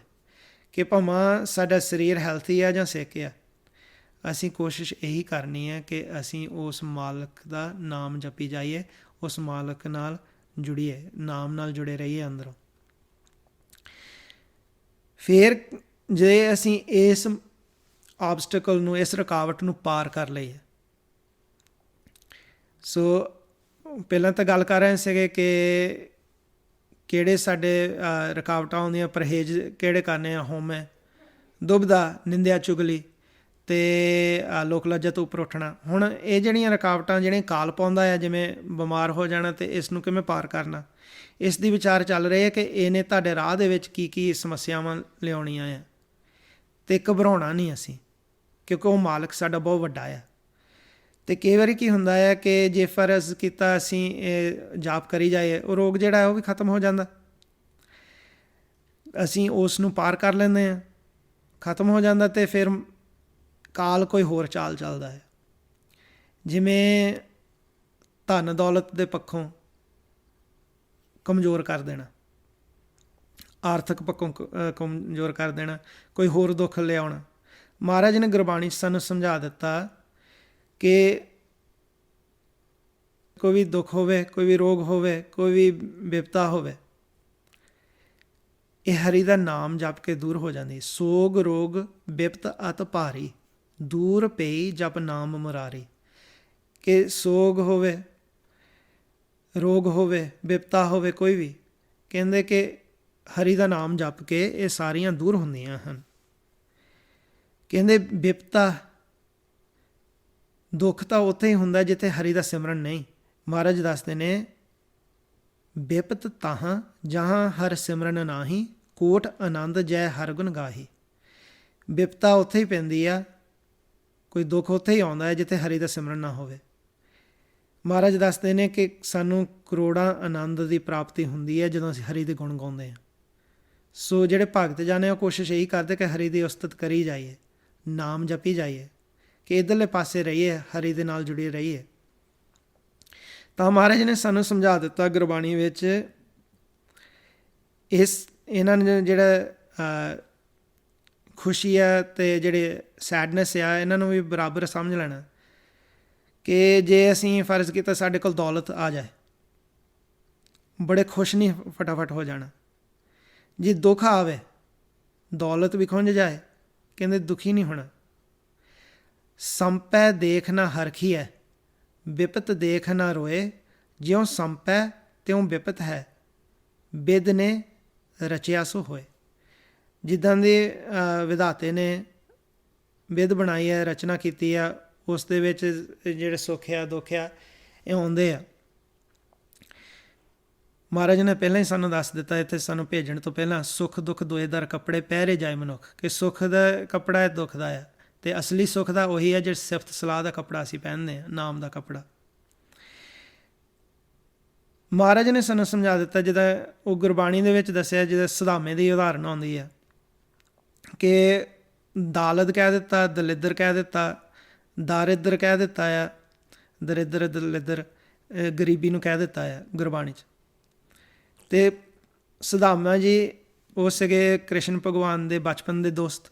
ਸੁਦਾਮਾ ਜੀ ਸੀਗੇ ਬ੍ਰਾਹਮਣ, ਅਤੇ ਉਹ ਬੜੇ ਗਰੀਬ ਹੋ ਗਏ ਸੀਗੇ। ਉਹ ਫਿਰ ਲੰਬੀ ਕਥਾ ਹੋ ਜਾਣੀ ਹੈ, ਪਰ ਉਹ ਕ੍ਰਿਸ਼ਨ ਭਗਵਾਨ ਨੇ ਬਚਪਨ ਵਿੱਚ ਬਚਨ ਕੀਤਾ ਸੀ, ਦਲਿੱਦਰਾ ਕਹਿ ਦਿੱਤਾ ਸੀ ਉਹਨੂੰ, ਅਤੇ ਉਂਝ ਕਹਿ ਦਿੱਤਾ ਸੀ ਕਿਉਂਕਿ ਉਹ ਸ਼ੇਅਰ ਨਹੀਂ ਕਰ ਰਿਹਾ ਸੀ ਫੂਡ ਜਿਹੜਾ ਉਹ ਖਾ ਰਿਹਾ ਸੀ। ਅਤੇ ਸੁਦਾਮੇ ਨੂੰ ਉਹਨਾਂ ਦੀ ਘਰਵਾਲੀ ਨੇ ਕਿਹਾ ਸੀ, ਕ੍ਰਿਸ਼ਨ ਭਗਵਾਨ ਐਡੇ ਵੱਡੇ ਰਾਜੇ ਆ, ਉਹਨਾਂ ਨਾਲ ਜਾ ਕੇ, ਤੇਰੇ ਬਚਪਨ ਦੇ ਦੋਸਤ ਆ, ਉਹਨਾਂ ਨੂੰ ਜਾ ਕੇ ਕਹਿ ਕਿ ਮੇਰਾ ਦਲਿੱਦਰ ਦੂਰ ਕਰ ਦੇ। ਅਤੇ ਥੋੜ੍ਹਾ ਜਿਹਾ ਸ਼ੋਰਟ ਕਰ ਰਹੇ ਹਾਂ, ਇਹ ਸਾਰੇ ਭਾਈ ਗੁਰਦਾਸ ਜੀ ਦੇ ਵਾਰਾਂ ਦੇ ਵਿੱਚ ਵੀ ਤੁਸੀਂ ਪੜ੍ਹ ਸਕਦੇ ਆ। ਅਤੇ ਸੁਦਾਮਾ ਜੀ ਜਦੋਂ ਆਏ ਕ੍ਰਿਸ਼ਨ ਭਗਵਾਨ ਦੇ ਦਰਬਾਰ ਦੇ ਵਿੱਚ, ਕ੍ਰਿਸ਼ਨ ਭਗਵਾਨ ਨੇ ਉਹਨਾਂ ਨੂੰ ਪਿਆਰ ਬਹੁਤ ਕੀਤਾ, ਪਰ ਸੁਦਾਮਾ ਜੀ ਨੇ ਫਿਰ ਵੀ ਨਹੀਂ ਉਹਨਾਂ ਤੋਂ ਇਹ ਮੰਗ ਕੀਤੀ ਕਿ ਮੇਰਾ ਜਿਹੜੀ ਗਰੀਬੀ ਆ ਦੂਰ ਕਰ ਦਿਓ। ਪਰ ਪਰਮਾਤਮਾ ਜਿਹੜਾ ਅੰਦਰਲੀਆਂ ਜਾਣਨ ਵਾਲਾ ਆ, ਮਹਾਰਾਜ ਨੇ ਦੱਸਿਆ ਹੋਇਆ, ਦਾਲਦ ਪੰਜ ਸੁਦਾਮੇ ਮਿਲਿਓ ਭਗਤੀ ਪਾਏ ਤਰੇ, ਭਗਤ ਬਚਲ ਹਰ ਨਾਮ ਕਿਰਤਾਰਥ, ਗੁਰਮੁਖ ਕਿਰਪਾ ਕਰੇ। ਕਿ ਗੁਰਮੁਖ ਜਨ 'ਤੇ ਕਿਰਪਾ ਹੁੰਦੀ ਆ, ਭਗਤੀ ਨਾਲ ਜੁੜਾਂਗੇ ਅਤੇ ਸੁਦਾਮੇ ਦੀ ਵੀ ਜਿਹੜੀ ਅੱਤ ਦੀ ਗਰੀਬੀ ਸੀ ਉਹ ਪਰਮਾਤਮਾ ਨੇ ਦੂਰ ਕਰ ਦਿੱਤੀ। ਅਤੇ ਦੇਖੋ ਕਿ ਇਹ ਜੇ ਅਸੀਂ ਫਰਜ਼ ਕੀਤਾ ਗਰੀਬੀ ਆ ਜਾਏ ਅਤੇ ਅਸੀਂ ਭਗਤੀ ਕਰਨੋਂ ਇਸੇ ਕਾਰਨ ਛੱਡ ਦਿੰਦੇ ਹਾਂ, ਅਤੇ ਫਿਰ ਸਾਡੇ ਉੱਥੇ ਇਸ ਮਾਰਗ 'ਤੇ ਰੋਕ ਹੋ ਜਾਣੀ ਹੈ, ਸਾਡੇ ਤੋਂ ਗਾਂਹ ਨਹੀਂ ਵੱਧ ਹੋਣਾ। ਪਰ ਜੇ ਅਸੀਂ ਭਜਨ ਕਰੀ ਜਾਈਏ, ਗੁਰਮੁਖਾਂ ਦੀ ਬਿਰਤੀ ਕਿਹੋ ਜਿਹੀ ਹੁੰਦੀ ਆ? ਉਹਨਾਂ ਦੀ ਹੁੰਦੀ ਆ ਕਿ ਰੁਖੋ ਭੋਜਨ ਭੂਮ ਸੈਨ ਸਖੀ ਪ੍ਰਿਆ ਸੰਗ ਸੁਖ ਬਿਹਾਤ। ਕਿ ਭਾਵੇਂ ਸਾਨੂੰ ਰੁੱਖਾ ਭੋਜਨ ਮਿਲੇ, ਭੁੰਜੇ ਸੌਣਾ ਪੈ ਜਾਏ, ਜਿਹੜਾ ਪਿਆਰ ਹੈ ਨਾ ਪਰਮਾਤਮਾ ਨਾਲ, ਉਹ ਕਦੇ ਟੁੱਟਣਾ ਨਹੀਂ ਚਾਹੀਦਾ। ਐਸੇ ਗੁਰਮੁਖਾਂ ਦੇ ਜਿਹੜੇ ਮਨ ਦੀ ਬਿਰਤੀ ਹੁੰਦੀ ਹੈ, ਜੇਕਰ ਉਹ ਫਿਰ ਇਹ ਜਾਪ ਕਰੀ ਜਾਂਦੇ, ਉਹਨਾਂ ਦੇ ਜਿਹੜੇ ਦਲਿੱਦਰ ਆ, ਗਰੀਬੀ ਆ, ਉਹ ਵੀ ਦੂਰ ਹੋ ਜਾਂਦੀ ਹੈ। ਪਰ ਜੇਕਰ ਅਸੀਂ ਉਹ ਵਾਰ-ਵਾਰ ਉਹ ਧਿਆਨ ਤੋੜ ਲੈਂਦੇ ਹਾਂ ਪਰਮਾਤਮਾ ਤੋਂ ਇਹਨਾਂ ਦੁੱਖਾਂ ਨੂੰ ਦੇਖ ਕੇ, ਫਿਰ ਉਹ ਕਾਲ ਤਾਂ ਸਮਾਂ ਹੱਸਦਾ ਆ, ਕਿਉਂਕਿ ਉਹਨੂੰ ਪਤਾ ਲੱਗ ਜਾਂਦਾ ਕਿ ਇਹਦੀ ਕਮਜ਼ੋਰ ਨਾੜ ਆ ਜਿਹੜੀ ਫੜ ਲਈ ਆ, ਅਤੇ ਉਹ ਵਾਰ-ਵਾਰ ਦਬਾਉਂਦਾ ਆ ਦਰਦ ਦੇਣ ਨੂੰ। ਅਤੇ ਅਸੀਂ ਗੁਰਮੁਖ ਹੋਣ ਦੇ ਨਾਤੇ, ਗੁਰਸਿੱਖ ਹੋਣ ਦੇ ਨਾਤੇ ਮਹਾਰਾਜ ਦੀ ਸਿੱਖਿਆ ਲੈ ਕੇ ਅਸੀਂ ਇਸ ਤੋਂ ਉੱਪਰ ਉੱਠਣਾ ਹੁੰਦਾ। ਫਰਜ਼ ਕੀਤਾ ਅਸੀਂ ਫਿਰ ਅਭਿਆਸ ਕਰੀ ਜਾਈਏ, ਦਰਿਦਰ ਜਿਹੜਾ ਆ, ਗਰੀਬੀ ਆ, ਦੁੱਖ ਦੂਰ ਹੋ ਜਾਂਦਾ। ਅਤੇ ਫਿਰ ਮਹਾਰਾਜ ਨੇ ਦੱਸਿਆ ਹੋਇਆ ਗੁਰਬਾਣੀ ਦੇ ਵਿੱਚ ਕਿ ਇੱਕ ਜਿਹੜਾ ਕਾਲ ਆ, ਇਹ ਕਲਯੁੱਗ ਦੇ ਵਿੱਚ ਖਾਸ ਕਰਕੇ ਧੜਿਆਂ ਦੇ ਵਿੱਚ ਸਾਰਿਆਂ ਨੂੰ ਵੰਡਦਾ। ਮਹਾਰਾਜ ਨੇ ਕਿਹਾ ਕਿ ਕਲਯੁਗ ਮੇ ਧੜੇ ਪੰਜ ਚੋਰ ਝਗੜਾਏ, ਕਾਮ ਕ੍ਰੋਧ ਲੋਭ ਮੋਹ ਅਭਿਮਾਨ ਵਧਾਏ। ਕਿ ਕਲਯੁਗ ਦੇ ਵਿੱਚ ਧੜੇ ਜਿਹੜਾ ਹੈ ਕਾਲ ਬਣਾਉਂਦਾ ਆ, ਕਾਮ ਕ੍ਰੋਧ ਲੋਭ ਹੰਕਾਰ ਜਿਹੜੇ ਆ ਇਹਨਾਂ ਨੂੰ ਹਾਵੀ ਕਰਦਾ ਮਨ 'ਤੇ ਇਹਨਾਂ ਨੂੰ ਡਿਵੀਜ਼ਨਸ ਬਣਾਉਂਦਾ ਹੈ ਇਸ ਸੰਸਾਰ ਵਿੱਚ। ਭਾਵੇਂ ਸਮਾਜਿਕ ਤੌਰ 'ਤੇ ਅਸੀਂ ਡਿਵਾਈਡਡ ਹੋਏ ਹਾਂ, ਜਿਵੇਂ ਵੱਖ-ਵੱਖ ਲੋਕ ਇੱਕ ਦੂਸਰੇ ਨਾਲ ਨਫ਼ਰਤ ਕਰਦੇ ਆ, ਵੱਖ-ਵੱਖ ਧੜਿਆਂ ਨਾਲ ਸੰਬੰਧਿਤ ਹੁੰਦੇ ਆ, ਵੱਖ-ਵੱਖ ਜਥੇਬੰਦੀਆਂ ਨਾਲ, ਵੱਖ-ਵੱਖ ਮਜ਼ਹਬਾਂ ਦੇ ਨਾਲ, ਵੱਖ-ਵੱਖ ਪਾਰਟੀਆਂ ਦੇ ਨਾਲ। ਇੱਦਾਂ ਹੀ ਸਾਡੇ ਪਰਿਵਾਰਾਂ ਦੇ ਵਿੱਚ ਹੋ ਜਾਂਦਾ। ਇਹ ਕਲੇਸ਼ ਜਿਹੜਾ ਹੈ ਕਾਲ ਜਾਣ ਕੇ ਕਰਦਾ ਆ ਕਿ ਸਾਡਾ ਜਿਹੜਾ ਮਨ ਆ ਉਹ ਥਿਰ ਨਾ ਰਹਿ ਸਕੇ, ਉਹ ਕਿਸੇ ਨਾ ਕਿਸੇ ਇਸ ਮੁਸੀਬਤ ਵਿੱਚ ਪੈ ਕੇ, ਦੁੱਖ ਦੇ ਵਿੱਚ ਆ ਕੇ ਇਸ ਰਾਹ ਤੋਂ ਭਟਕਿਆ ਰਵੇ। ਅਤੇ ਮਹਾਰਾਜ ਨੇ ਸਾਨੂੰ ਸਮਝਾ ਦਿੱਤਾ ਕਿ ਜੇਕਰ ਇੱਦਾਂ ਉਹ ਦੁਬਿਧਾ ਪਾਉਂਦਾ ਆ, ਪਹਿਲੀ ਤਾਂ ਗੱਲ ਕਲੇਸ਼ ਪਾਉਂਦਾ ਆ, ਮਹਾਰਾਜ ਨੇ ਦੱਸਿਆ ਹੋਇਆ 71 ਮਿਲੋ ਮੇਰੇ ਭਾਈ ਦੁਬਿਧਾ ਦੂਰ ਕਰੋ ਲਿਵਲਾਏ ਹਰ ਨਾਮੇ ਕੀ ਹੋਵੋ ਜੋੜੀ ਗੁਰਮੁਖ ਪੈਸੋ ਸਫਾ ਵਿਛਾਏ। ਕਿ ਗੁਰਮੁਖ ਜਨ ਜਿਹੜੇ ਆ ਉਹ ਇਕੱਠੇ ਬਹਿ ਕੇ ਅਭਿਆਸ ਕਰਦੇ ਆ, ਆਪਸ ਵਿੱਚ ਹੀ ਜਿਹੜੀ ਦੁਬਿਧਾ ਮੁਕਾ ਦਿੰਦੇ ਆ। ਮਹਾਰਾਜ ਕਹਿੰਦੇ ਆ ਕਿ ਜਿੰਨਾ ਵੀ ਕਲੇਸ਼ ਧੜੇਬਾਜ਼ੀ ਪਰਿਵਾਰਾਂ ਦੇ ਵਿੱਚ ਇਹ ਕਾਲ ਜਿਹੜਾ ਪਾਉਂਦਾ ਆ, ਇਸ ਨੂੰ ਅਸੀਂ ਪਾਰ ਕਰ ਲੈਣਾ ਸਿਮਰਨ ਕਰਕੇ। ਮਹਾਰਾਜ ਕਹਿੰਦੇ ਸਿਮਰੋ ਸਿਮਰ ਸਿਮਰ ਸੁਖ ਪਾਵੋ, ਕੱਲ ਕਲੇਸ਼ ਤਨ ਮਾਹੇ ਮਿਟਾਵੋ। ਕਲੇਸ਼ ਭਾਵੇਂ ਸਾਡੇ ਸਮਾਜ ਵਿੱਚ ਹੋਵੇ, ਪਰਿਵਾਰ ਵਿੱਚ ਹੋਵੇ, ਆਪਣੇ ਮਨ ਵਿੱਚ ਹੋਵੇ, ਉਹ ਸਿਮਰਨ ਕਰਕੇ ਅਸੀਂ ਦੂਰ ਕਰ ਸਕਦੇ ਹਾਂ। ਅਤੇ ਮਹਾਰਾਜ ਦੱਸਦੇ ਨੇ ਕਲ ਕਲੇਸ਼ ਮਿਟੰਤ ਸਿਮਰਨ ਕਾਠ ਜਮਦੂਤ ਫਾਸ। ਕਿ ਕਲਾ ਕਲੇਸ਼ ਜਿਹੜਾ ਹੈ ਉਹ ਮਿਟ ਜਾਂਦਾ ਸਿਮਰਨ ਕਰਕੇ, ਜਮਦੂਤ ਦੀ ਫਾਹੀ ਜਿਹੜੀ ਆ ਉਹ ਕੱਟੀ ਜਾਂਦੀ ਹੈ। ਕੋਟ ਕਲੇਸ਼ ਮਿਟੇ ਹਰ ਨਾਏ, ਹਰੀ ਦੇ ਨਾਮ ਦੁਆਰਾ ਕਰੋੜਾਂ ਹੀ ਕਲੇਸ਼ ਜਿਹੜੇ ਆ ਖਤਮ ਹੋ ਜਾਂਦੇ ਆ। ਜੇਕਰ ਅਸੀਂ ਦੁਬਿਧਾ ਦੇ ਵਿੱਚ ਆਪਸ ਵਿੱਚ ਹੀ ਪੈ ਕੇ, ਪਾਰਟੀਆਂ ਬਾਜੀ ਦੇ ਵਿੱਚ, ਕਲੇਸ਼ ਦੇ ਵਿੱਚ ਪੈ ਕੇ ਅਸੀਂ ਇੱਕ ਦੂਸਰੇ ਦੇ ਖਿਲਾਫ ਹੋ ਜਾਂਦੇ, ਨਫ਼ਰਤ ਪਾਲ ਲੈਂਦੇ ਹਾਂ, ਫਿਰ ਉਹ ਅਸੀਂ ਦੁਬਿਧਾ ਦੇ ਵਿੱਚ ਆਉਂਦੇ ਹਾਂ ਅਤੇ ਫਿਰ ਸਾਡਾ ਇਹ ਰਾਹ ਫਿਰ ਰੁਕ ਜਾਂਦਾ। ਜੇਕਰ ਅਸੀਂ ਅਭਿਆਸ ਕਰੀ ਜਾਈਏ, ਇਸ ਤੋਂ ਫਿਰ ਉੱਪਰ ਉੱਠ ਜਾਈਏ, ਫਿਰ ਕਾਲ ਕੀ ਕਰਦਾ, ਅਖੀਰਲਾ ਉਹਦਾ ਰੁਕਾਵਟ ਪਾਉਣ ਵਾਲਾ ਇਹ ਹੁੰਦਾ ਹੈ ਕਿ ਜਿਹੜੇ ਗੁਰਮੁਖ ਜਨ ਅਭਿਆਸ ਕਰਦੇ ਕਰਦੇ ਤ੍ਰੈਗੁਣਾ ਤੋਂ ਅਤੀਤ ਹੁੰਦੇ ਹੋਣ, ਜਾਂ ਤ੍ਰੈਗੁਣਾ ਤੋਂ ਹਜੇ ਉੱਪਰ ਉੱਠਣਾ ਆ, ਅਤੇ ਉਹਨਾਂ ਦੇ ਸਾਹਮਣੇ ਮ੍ਰਿਗ ਤ੍ਰਿਸ਼ਨਾ ਮਾਇਆ ਦਾ ਜਾਲ ਖੜਾ ਕਰ ਲੈਂਦਾ ਹੈ। ਮ੍ਰਿਗ ਤ੍ਰਿਸ਼ਨਾ ਗੰਧਰਵ ਨਗਰੀ ਵੀ ਇਹਨੂੰ ਕਹਿ ਦਿੱਤਾ ਆ। ਇਸ ਦੁਆਰਾ ਕੀ ਹੁੰਦਾ ਆ ਕਿ ਸਾਡਾ ਜਿਹੜਾ ਮਨ ਆ ਉਹ ਛਲਿਆ ਜਾਂਦਾ। ਉਹ ਮਾਇਆ ਐਸੀ ਰਚਨਾ ਕਰਦੀ ਆ ਕਿ ਸਾਨੂੰ ਲੱਗਦਾ ਕਿ ਅਸਲੀਅਤ ਪਰ ਹੈ ਨਹੀਂ। ਇਲੂਜ਼ਨ ਜਿਹਨੂੰ ਕਹਿ ਦਿੱਤਾ, ਮਿਰਾਜ ਕਹਿ ਦਿੱਤਾ, ਮ੍ਰਿਗ ਕਹਿ ਦਿੱਤਾ ਹੈ ਹਿਰਨ ਨੂੰ। ਮਾਰੂਥਲ ਦੇ ਵਿੱਚ ਜਦੋਂ ਹਿਰਨ ਭੱਜਦਾ ਆ ਅਤੇ ਉਹ ਭੱਜਦਾ ਉਹਨੂੰ ਦੂਰੋਂ ਇੱਦਾਂ ਲੱਗਦਾ ਜਿਵੇਂ ਕਿ ਮੂਹਰੇ ਪਾਣੀ ਆ, ਪਿਆਸਾ ਹੁੰਦਾ ਆ, ਅਤੇ ਉਹ ਪਾਣੀ ਵੱਲ ਨੂੰ ਭੱਜਦਾ ਆ। ਉਹ ਪਾਣੀ ਹੁੰਦਾ ਨਹੀਂ, ਉਹ ਇੱਕ ਇਲੂਜ਼ਨ ਹੁੰਦੀ ਹੈ, ਮਿਰਾਜ ਹੁੰਦਾ ਆ।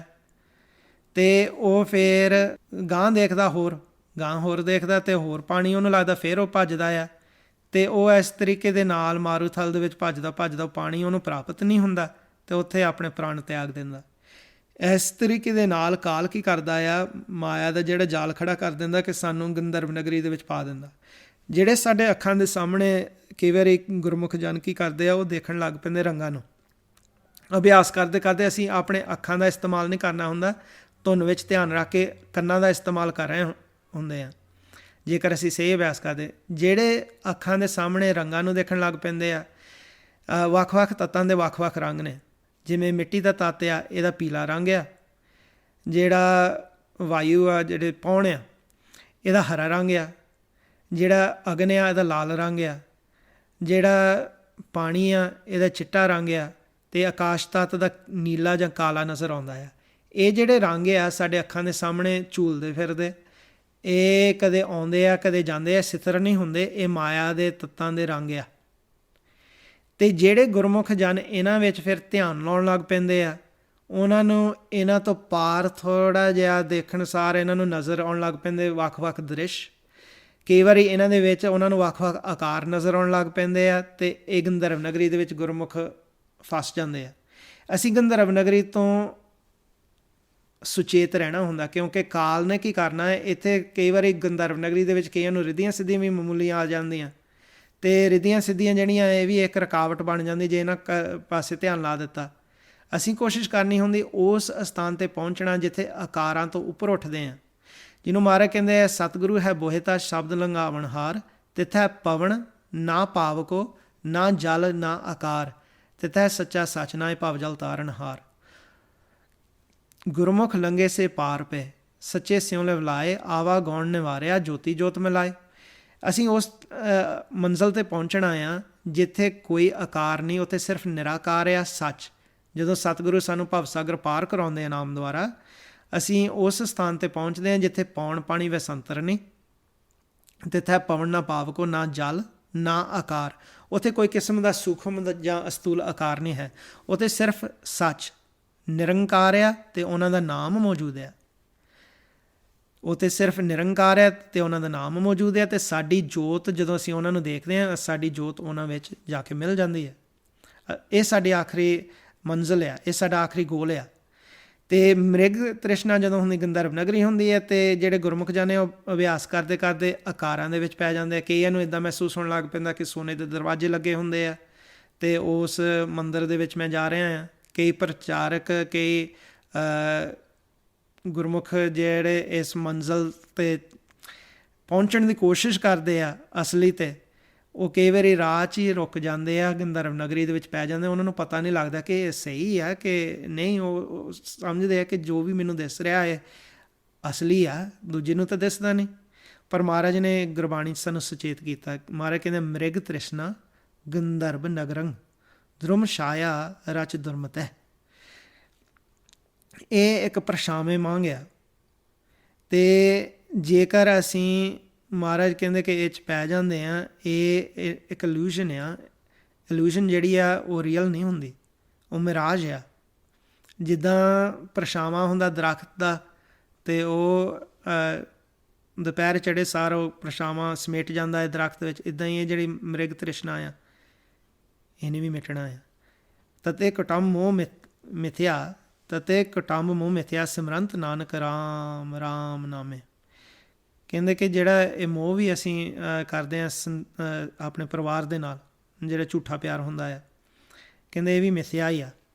ਕਹਿੰਦੇ ਕਿ ਉਸ ਰਾਮ ਦੇ ਨਾਮ ਨੂੰ ਜਪਣਾ ਚਾਹੀਦਾ, ਉਸ ਰਾਮ ਦੇ ਨਾਮ ਨੂੰ ਧਿਆਉਣਾ ਚਾਹੀਦਾ। ਹਰੀ ਦਾ ਨਾਮ ਧਿਆਵਾਂਗੇ ਅਤੇ ਇਹਨਾਂ ਮੋਹ ਤੋਂ, ਮ੍ਰਿਗ ਤ੍ਰਿਸ਼ਨਾ ਤੋਂ, ਗੰਧਰਵ ਨਗਰੀ ਤੋਂ ਉੱਪਰ ਉੱਠਾਂਗੇ। ਮਹਾਰਾਜ ਫਿਰ ਸਾਨੂੰ ਸਮਝਾਉਂਦੇ ਨੇ ਅਸੀਂ ਸੱਚ ਨੂੰ ਆਰਾਧਨਾ ਜੋ ਨਿਰੰਕਾਰ ਆ, ਜੋ ਆਕਾਰ ਤੋਂ ਰਹਿਤ ਆ, ਜਿਸ ਦੇ ਵਿੱਚ ਗੁਰੂ ਸਾਹਿਬਾਨਾਂ ਨੇ ਧਿਆਨ ਲਾਇਆ, ਜਿਸ ਦੇ ਵਿੱਚ ਭਗਤਾਂ ਨੇ ਧਿਆਨ ਲਾਇਆ। ਗੁਰੂ ਸਾਹਿਬਾਨਾਂ ਨੇ ਅਤੇ ਭਗਤਾਂ ਨੇ, ਉਹਨਾਂ ਨੇ ਸੱਚ ਦੀ ਆਰਾਧਨਾ ਕੀਤੀ ਜੋ ਨਿਰੰਕਾਰ ਆ। ਕਈ ਵਾਰੀ ਕਈ ਸਵਾਲ ਪੁੱਛ ਲੈਂਦੇ ਸੀਗੇ ਕਿ ਗੁਰਮੁਖ ਕਹਿ ਦਿੰਦੇ ਸੀ ਕਿ ਜੀ ਅਸੀਂ ਗੁਰੂ ਨਾਨਕ ਦੇਵ ਜੀ ਦਾ ਧਿਆਨ ਧਰਦੇ ਹਾਂ। ਗੁਰਬਾਣੀ ਵਿੱਚ ਅਸੀਂ ਦੇਖਣਾ ਹੁੰਦਾ ਕਿ ਮਹਾਰਾਜ ਨੇ ਕਿਹਾ ਕਿ ਪਹਿਲਾਂ ਤਾਂ ਸ਼ਬਦ ਵਿੱਚ ਧਿਆਨ ਲਾਉਣਾ ਹੈ, ਗੁਰਮੰਤਰ ਵਿੱਚ, ਫਿਰ ਉਸ ਨਾਮ ਵਿੱਚ ਧਿਆਨ ਲਾਉਣਾ, ਅਤੇ ਫਿਰ ਹਰੀ ਵਿੱਚ ਧਿਆਨ ਲਾਉਣਾ ਹੈ। ਸਾਡੇ ਦਾਦਾ ਜੀ ਕਹਿੰਦੇ ਸੀਗੇ ਕਿ ਜਿਸ ਦੇ ਵਿੱਚ ਗੁਰੂ ਸਾਹਿਬਾਨ ਨੇ ਧਿਆਨ ਲਾਇਆ ਉੱਥੇ ਧਿਆਨ ਲਾਓ। ਅਤੇ ਗੁਰੂ ਗੋਬਿੰਦ ਸਿੰਘ ਜੀ ਨੇ ਵੀ ਇਹ ਕਿਹਾ ਹੋਇਆ ਗੁਰਬਾਣੀ 'ਚ, ਕਹਿੰਦੇ ਆ ਧਿਆਨ ਧਰੋ ਤੈ ਕੋ ਮਨ ਮੈਂ, ਜੈ ਕੋ ਮਿਤੋਜ ਸਭੈ ਜਗ ਛਾਇਆ। ਜਿਹਦੇ ਪਰਛਾਵਾਂ ਦੇ ਵਿੱਚ ਅਸੀਂ ਸਾਰੇ ਵਸਦੇ ਹਾਂ ਉਹ ਸੱਚ ਪਰਮਾਤਮਾ, ਉਹਦੇ ਵਿੱਚ ਧਿਆਨ ਧਰਨਾ ਹੈ। ਮਹਾਰਾਜ ਨੇ ਸਾਨੂੰ ਆਕਾਰ ਦੀ ਆਰਾਧਨਾ ਕਰਨ ਨਹੀਂ ਸਿਖਾਇਆ, ਉਹਨਾਂ ਨੇ ਸਾਨੂੰ ਕਿਹਾ ਹੈ ਕਿ ਨਿਰਾਕਾਰ ਦਾ ਧਿਆਨ ਧਰਨਾ। ਮਹਾਰਾਜ ਕਹਿੰਦੇ ਆ ਉਸ ਨਿਰੰਕਾਰ ਨੂੰ ਕਹਿ ਦਿੱਤਾ ਸੱਚ, ਉਹ ਸਾਡਾ ਮੂਲ ਆ, ਉੱਥੋਂ ਅਸੀਂ ਸਾਰੇ ਆਏ ਹਾਂ, ਉੱਥੋਂ ਹੀ ਨਾਮ ਪ੍ਰਗਟ ਹੋਇਆ। ਤਾਂ ਕਹਿ ਦਿੱਤਾ ਕਿ ਸਤਨਾਮ, ਸੱਚ ਵਿੱਚੋਂ ਸ਼ਬਦ ਜਿਹੜਾ ਪ੍ਰਗਟ ਹੋਇਆ ਉਹਨੂੰ ਕਹਿ ਦਿੱਤਾ ਸਤਨਾਮ। ਮਹਾਰਾਜ ਕਹਿੰਦੇ ਆ ਕਿ ਜੇਕਰ ਅਸੀਂ ਆਕਾਰਾਂ ਵਿੱਚ ਪੈਂਦੇ ਹਾਂ ਫਿਰ ਅਸੀਂ ਗੰਧਰਵ ਨਗਰੀ ਦੇ ਵਿੱਚ ਪੈ ਸਕਦੇ ਹਾਂ। ਮਹਾਰਾਜ ਕਹਿੰਦੇ ਮ੍ਰਿਗ ਤਿਸਨਾ ਪੇਖ ਭੁੱਲਣੇ, ਉੱਠੇ ਨਗਰ ਗੰਧਰਵ, ਜਿਨੀ ਸੱਚ ਅਰਾਧਿਆ ਨਾਨਕ ਮਨ ਤਨ ਫਬ। ਕਿ ਮਨ ਤਨ ਉਹਦਾ ਹੀ ਫੱਬਦਾ ਹੈ, ਸੋਹਣਾ ਲੱਗਦਾ ਆ ਜਿਹਨੇ ਸੱਚ ਨੂੰ ਅਰਾਧਿਆ। ਹੁਣ ਫਿਰ ਕਈਆਂ ਦੇ ਸਵਾਲ ਆ ਜਾਂਦੇ, ਉਹ ਕਹਿ ਦਿੰਦੇ ਕਿ ਜੇ ਅਸੀਂ ਗੁਰੂ ਸਾਹਿਬਾਂ ਦੇ ਦਰਸ਼ਨ ਕਰਨਾ ਚਾਹੁੰਦੇ ਹਾਂ ਫਿਰ ਕਿੱਦਾਂ ਕਰੀਏ। ਗੁਰੂ ਸਾਹਿਬਾਂ ਦੇ ਦਰਸ਼ਨ ਕਰ ਸਕਦੇ ਹਾਂ, ਪਰ ਉੱਥੇ ਜਾਓ ਨਾ ਜਿੱਥੇ ਗੁਰੂ ਸਾਹਿਬ ਸਮਾਏ ਹੋਏ ਆ, ਉਹ ਸੱਚ ਵਿੱਚ ਸਮਾਇਆ। ਪਹਿਲਾਂ ਸੱਚ ਨੂੰ ਮਿਲੋ, ਫਿਰ ਉਸ ਤੋਂ ਬਾਅਦ ਜਿਹੜਾ ਮਰਜ਼ੀ ਤੁਸੀਂ ਆਕਾਰ ਦੇਖ ਸਕਦੇ ਆ ਜੋ ਉਹਨਾਂ ਦੇ ਭਗਤਾਂ ਦਾ, ਗੁਰੂ ਸਾਹਿਬਾਨਾਂ ਦਾ, ਉਹਨਾਂ ਦੇ ਆਪਣੇ ਰੂਪ ਆ। ਸੋ ਅੱਜ ਬੋਲਦਿਆਂ ਹੋਇਆਂ ਇੰਨੀਆਂ ਕੀ ਬੇਨਤੀਆਂ ਸਨ। ਜੇ ਕੋਈ ਅੱਖਰ ਵਾਧਾ ਘਾਟਾ ਭੁੱਲ ਚੁੱਕ ਹੋ ਗਿਆ ਹੋਵੇ ਮੈਨੂੰ ਅਣਜਾਣ ਸਮਝ ਕੇ ਮਾफ़ ਕਰਨਾ ਜੀ। ਬਾਕੀ ਇਹ ਕਿ ਅੱਜ ਮਾਈਕਰੋਫੋਨ ਥੋੜ੍ਹਾ ਜਿਹਾ ਨਵਾਂ ਵਰਤਿਆ ਸੀਗਾ, ਸਾਨੂੰ ਦੱਸ ਦਿਓ ਜ਼ਰੂਰ ਕਿ ਜੇ ਕੋਈ ਆਵਾਜ਼ ਵਿੱਚ ਕਮੀ ਆਈ ਜਾਂ ਕੋਈ ਰੇਡੀਓ ਫ੍ਰੀਕੁਐਂਸੀ ਦੀ ਇੰਟਰਫੀਅਰੈਂਸ ਹੋਈ ਸਾਨੂੰ ਜ਼ਰੂਰ ਦੱਸ ਦਿਓ। ਅਤੇ ਇਸ ਤਰੀਕੇ ਦਾ ਮਹਾਰਾਜ ਕਿਰਪਾ ਕਰਨ ਅਸੀਂ ਸਾਰੇ ਅਭਿਆਸ ਕਰਦੇ ਰਹੀਏ, ਹਮੇਸ਼ਾ ਅਭਿਆਸ ਕਰਦੇ ਰਹੀਏ ਅਤੇ ਸੱਚ ਨਾਲ ਮਿਲਾਪ ਕਰੀਏ। ਵਾਹਿਗੁਰੂ ਜੀ ਕਾ ਖਾਲਸਾ, ਵਾਹਿਗੁਰੂ ਜੀ ਕੀ ਫਤਿਹ।